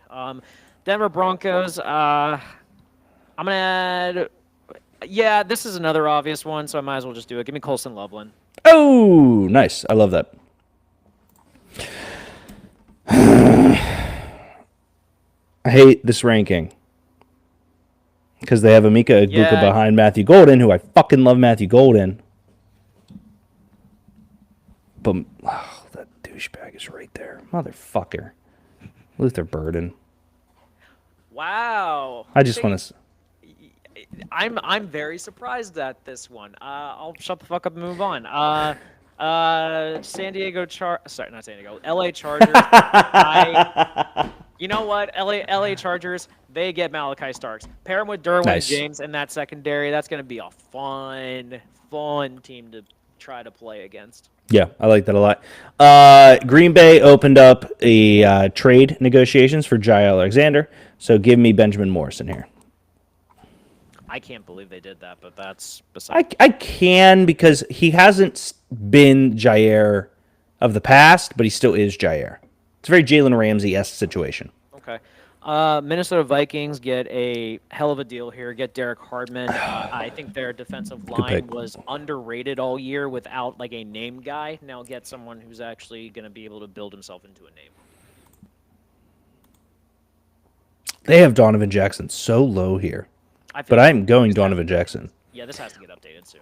You know why I love Donovan Jackson? He was a guard that when they needed to at Ohio State moved to tackle because Josh Simmons got hurt and he wasn't great. A guy that is going to give up his senior year tape to do what the team needs him to do and still be a draftable tackle, even though he's much better in another position, is very high in my books. I think the Texans need line help. They could go Josh Simmons here, but I like Donovan Jackson because you can plug him in next to Laremy Tunsil and call it a fucking day. Okay. I'm so tempted on. You know what? Yeah, I'm gonna do it. The guy who claims that he's going to be the next Aaron Donald, put him in L.A. Give me Walter Nolan for the. I do like Nolan. He's growing on me. Yeah, he's starting to grow on me. He's starting to grow on me a lot too. Wow, they have Cameron Williams at 30 in this. It sucks. I think he is a Raven. Give me Siobhan Reveille. That would. It's just something about purple. That would break my soul. It's pissing me off. It would really, really hurt. This one I love because I forgot he's this low. Give me Kenneth Grant for the Detroit. Dude, did you see what I sent in the chat? That like what I didn't see the full thing. He's 6'5", His ratings 340, and suck. you said if he runs in like a 4.8, 4.9, he's gonna be top 15. He lost a ton of weight and he wants to run a 4.8. That's what he said. What sucks is that he hurt his hammy or something, so he wasn't able to run. So like if he runs his pro day in like the 4.8s, oh, that's gonna be a problem. Commanders. Let me make sure I'm not missing anyone. Nope. I love everyone on this. They're going with Matthew Golden. Okay. 30 for the Bills. This one's easy for me. Josh Simmons. We can break for a second and ask a question about that. I don't despise it. Go ahead. Here's my issue with where I've been sending the Bills in a mock. What do they need to beat the Chiefs? Wow, that's Do you know what I mean though? Like they have an amazing pass rush, great linebackers, great secondary, good receiving core, right. a good run attack with James. They have one of the best, if not the best, quarterback of an era. A great offensive line. And so when you look at this draft, Greg, I really, from a Bills perspective, I'm not sitting here going, which of these players is going to beat the Chiefs? But I am looking at it and going, which of these players is going to clearly fill a hole that we need? And the tough thing is, I don't think they have holes to fill. Like, I think they just got beat by a better team the last 4 fucking years, and I don't know. Do you know what's scary about this, too? This was supposed to be their rebuilding year. Yeah, agreed. That's what's scary, and that's how good this Bills team is. And I do, for the record, have Josh Simmons as the number 1 tackle in this class if he didn't get hurt. So in your defense, regardless of everything else on the planet, an elite level pick. Yeah, I don't hate Deion Dawkins for the record, but like I feel like when the value is 100%. there, you take it. So Especially because if I'm the Bills, I redshirt him the whole year. oh, for sure. I don't know how bad his injury is, but like if he doesn't have to play, fuck it. Don't ref him. All right, Chiefs. I have become a massive fan of his, so we're going to take him here. I had originally said they were going to take Ariante Ursary. Yep. Josh Connolly Jr., though, has been rising on my board. Big fan. You've been high on him as well. I'll give you that. And then this one for me, just because he's been talked about a lot. Give me Jahdae Barron for the Eagles. Yeah. Yeah. Sucks. Great pick. Oh, my God, Greg. I'm thinking about looking at defensive linemen and stuff like that. Maybe Darius Alexander or something. But like I think. Is he on this board? Jahdae Barron? Yeah. If you scroll a little further up. Buddy. He might be safety. He's a safety. Okay, wow. Dude, I was like, he can't be that low. Yeah, no, they have him at safety. Wow, this mock sucks, too. I'd rather have one that's lagging out. All right, let's just kick the second round off. I am the Browns. The Browns previously took Abdul Carter. Let me know if you need the team to totally down to do that. I am going to go Jackson Dart, though. Okay. I don't hate that. I think that Abdul's great. I think looking at the situation of these teams, a ton of amazing players here. Get your second-day quarterback. Let's see what happens. Yeah. Giants took quarterback in the first round, so the easy one here is to like help with that offensive line that's getting a little older. So give me Cameron Williams here.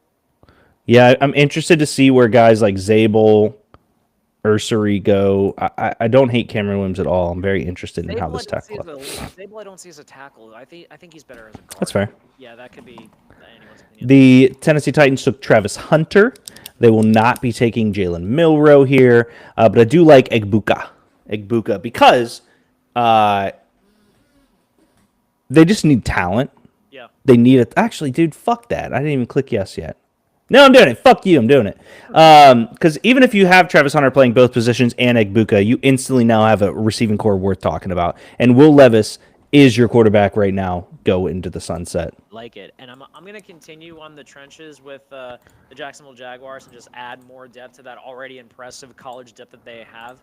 Give me Tyleik Williams here. Why not? Oh, interesting. Yeah. I have him lower than he's 28 here. I don't despise him, though. I think he's good. I think a second round is a completely fair projection for him. I very much agree. I don't think I've seen some stuff about him getting like low first round grades, and I'm like, he would have to test really well. No, I've been seeing more third than first, and I don't think it's a tough class.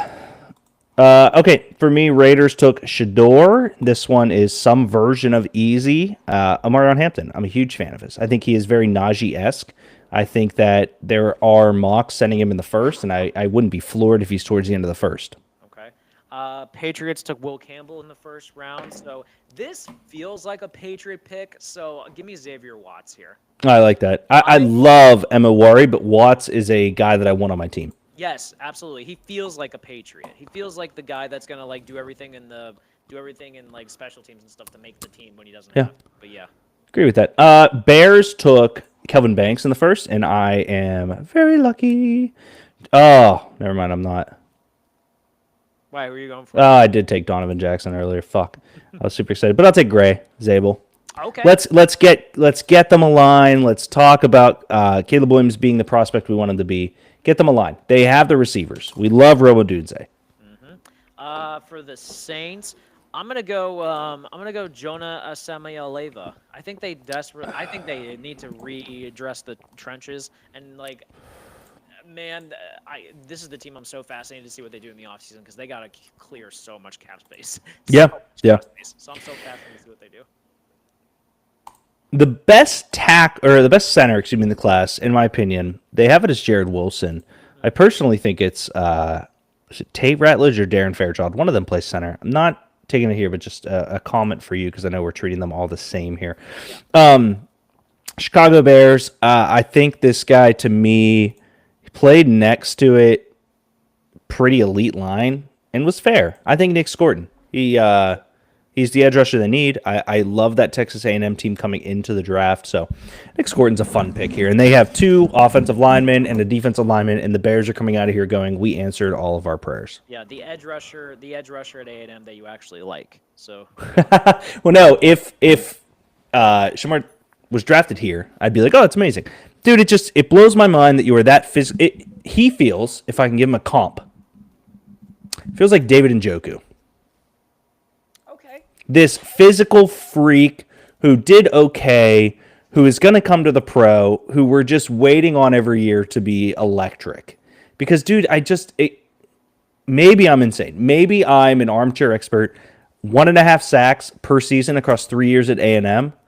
It's not enough for me to blindly go first round just because he is a physical freak of nature. Right. That feels like where it was with David Njoku, where it's like, okay, they took him, and now he can't catch the football still, but he looks good. He's a freak. No.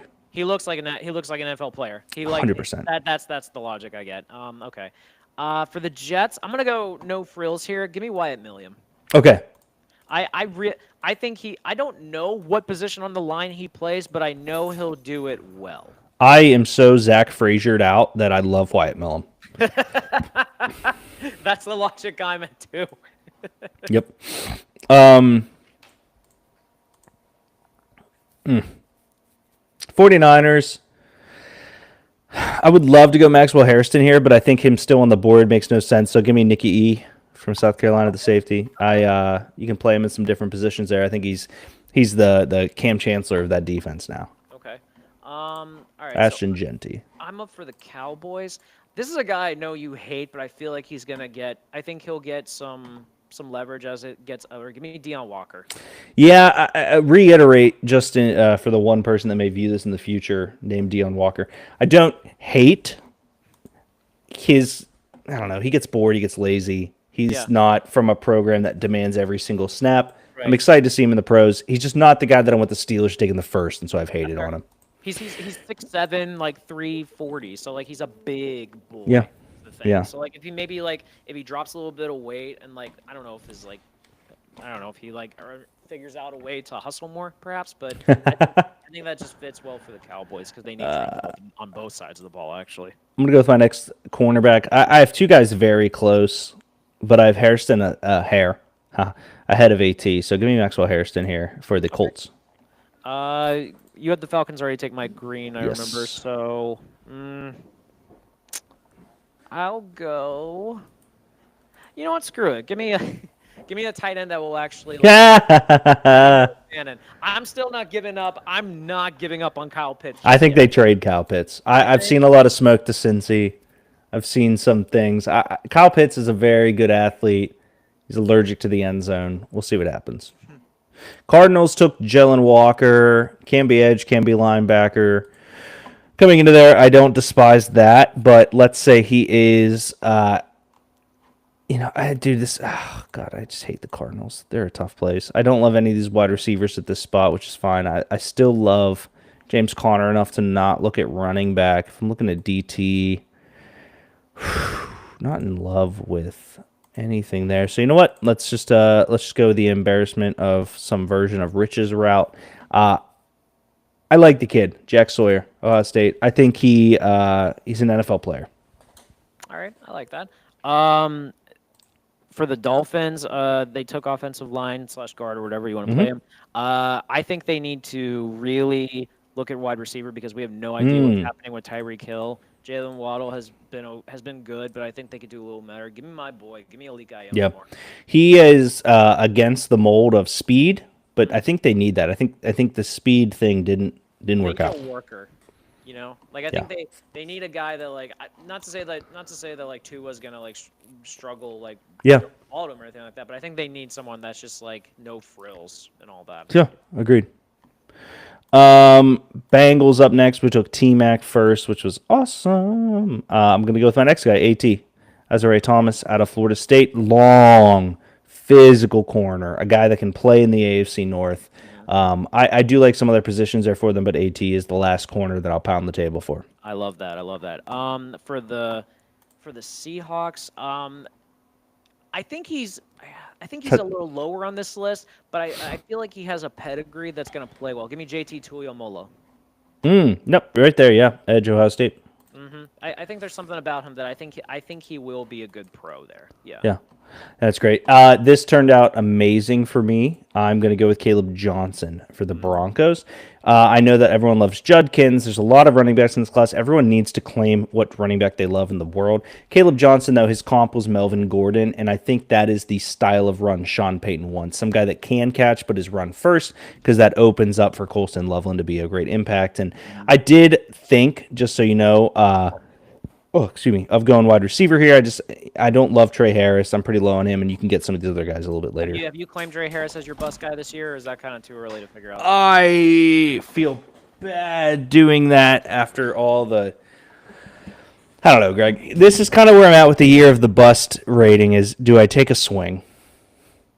Take a swing in what sense? That Luther Burden.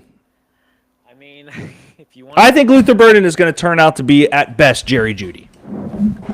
That's not a bad take. I mean, like, we had high hopes for Jerry Jeudy. He just was not in the best situation. And that's kind of what I'm saying is Burden's going to go somewhere to a team, and I don't think they're going to be able to use him well, and I think it's going to... But so it's probably going to be Trey Harris out of Ole Miss just because of it, but if I really want to take a swing, I don't love Luther Burden the way everyone does. But you are up for the Steelers, Greg. They took Luther Burden. Yeah, this sucks because like I would have totally waited for the second round to get a receiver, but I wanted to fuck you over. I didn't. Yeah, I know. So I'll add to the secondary. Give me Trey Amos here. Yeah, I like him. Yeah. Bucks took Shamar to bust. Yeah, some version of that. I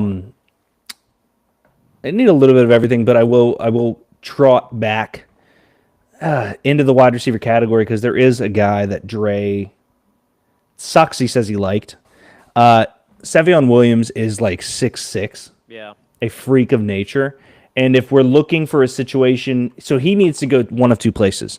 A place that has a offensive coordinator-minded head coach, a place that has a wide receiver that's built like him to show him.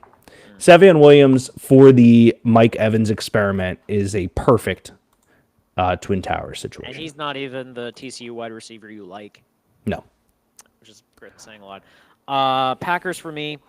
This one's easy. Give me Ariante Irsay. Yep. Just Great invest pick. in that offensive line, and I think they're aging a bit on there too, so it just fits well for them. Great pick. Chargers are up. I'm gonna check. Yeah, it's easy. Give me TJ Sanders, defensive tackle, South Carolina. Guy I really like actually. I think he's tested okay so far too, so I get some love as well. Buffalo Bills again in that same kind of mold of like what do they actually need to go with? You know what? I'll give them Trey Harris here. Mm-hmm. Yeah, because I don't hate him here at all. For the record, get more weapons for Josh Allen. Like that would be a weird offense with Keon Coleman and Trey Harris as the receivers of two guys you are not big fans of. And stuff. They'd still win. So yeah, I don't hate him here at all. I think that's a a fine pick. Panthers previously took James Pierce. I'm going to get a guy that is, maybe I'm overdrafting here, but just a guy left. Xavier Restrepo. I think you don't go to the U and think you're going to break the all-time receiving record with all the talent that's been there. But you have Xavier Legette. You now have Restrepo, who's a bit undersized. You have two quality receivers. One's a route runner, one's undersized that I like there. And Bryce Young continues to do well. Okay. I'm up for the Texans. Again, invest in that offensive line. Give me Marcus Mabeau here. Yeah, I have not watched any tape on Mabeau, but he's been rising up boards, so I'm really interested in his Purdue stuff. But we'll see. Ravens took Siobhan Ravel there. Tackles are getting a bit ugly. I like Emory Jones, but I'm not going there. I love Ratledge and Fairchild, but they can be got a little bit later, and they do have centers here, but I don't think they're that desperate need of it. So let's, man, I hate doing this shit. I'm going to give him Isaiah Bond. Okay. We'll off the beaten path for them. All right, so I got the Lions. Kenneth Grant in the first. Big fan of that one. You know what? This one's going to be a little weird, but give me Jalen Milroe. Wow. Sorry, Hendon Hooker.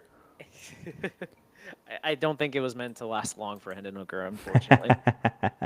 I think Milroe's got potential, and I think it's a nice. I love security Jalen blanket for Milroe. Goff. Yeah. I think that there's a lot to like about that kid.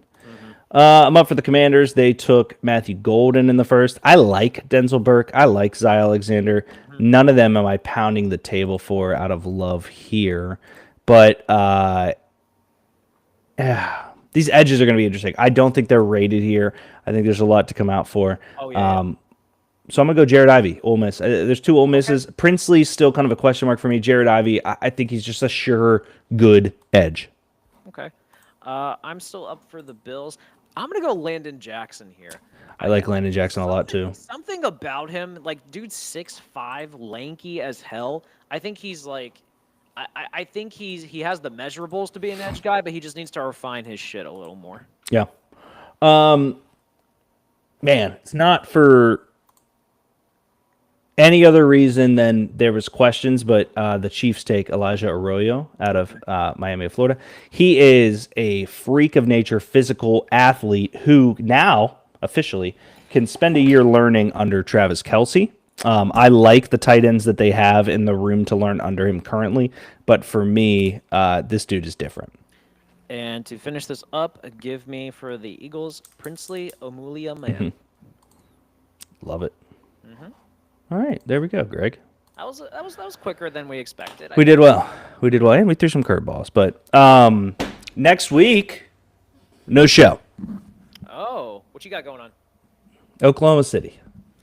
Oh, that's right. It is the Oklahoma City trip. You excited? I am. Need the break from work. We're going to two games apparently in Big Wow. Go. Okay. He sent me a whole itinerary, so very excited. Yeah, but he sent me an itinerary too when I visited him. So yeah, it'll be fun. I'm excited. So probably no show. We'll see. Maybe we'll figure something out. But we'll be back in 2 weeks for Two Beers Deep. So I don't know. Just I'm jealous you get to go there, and I hope you enjoy Oklahoma City while you can. But that's the joy of it. And again, I'm excited. You get to meet our nephew before me. So I went to Laramie. I earned this. Yeah, you did. You earned it. Guys, check us out here. We're not gonna do anything more than what we're doing. So come back next week for a live show, and we'll see you there. All right. Good night, Derek. All right. We're out, Greg. All right, man. I love you. We made it for an hour and 57 minutes, so. Yeah, I'm surprised. I thought you would want to cut out early.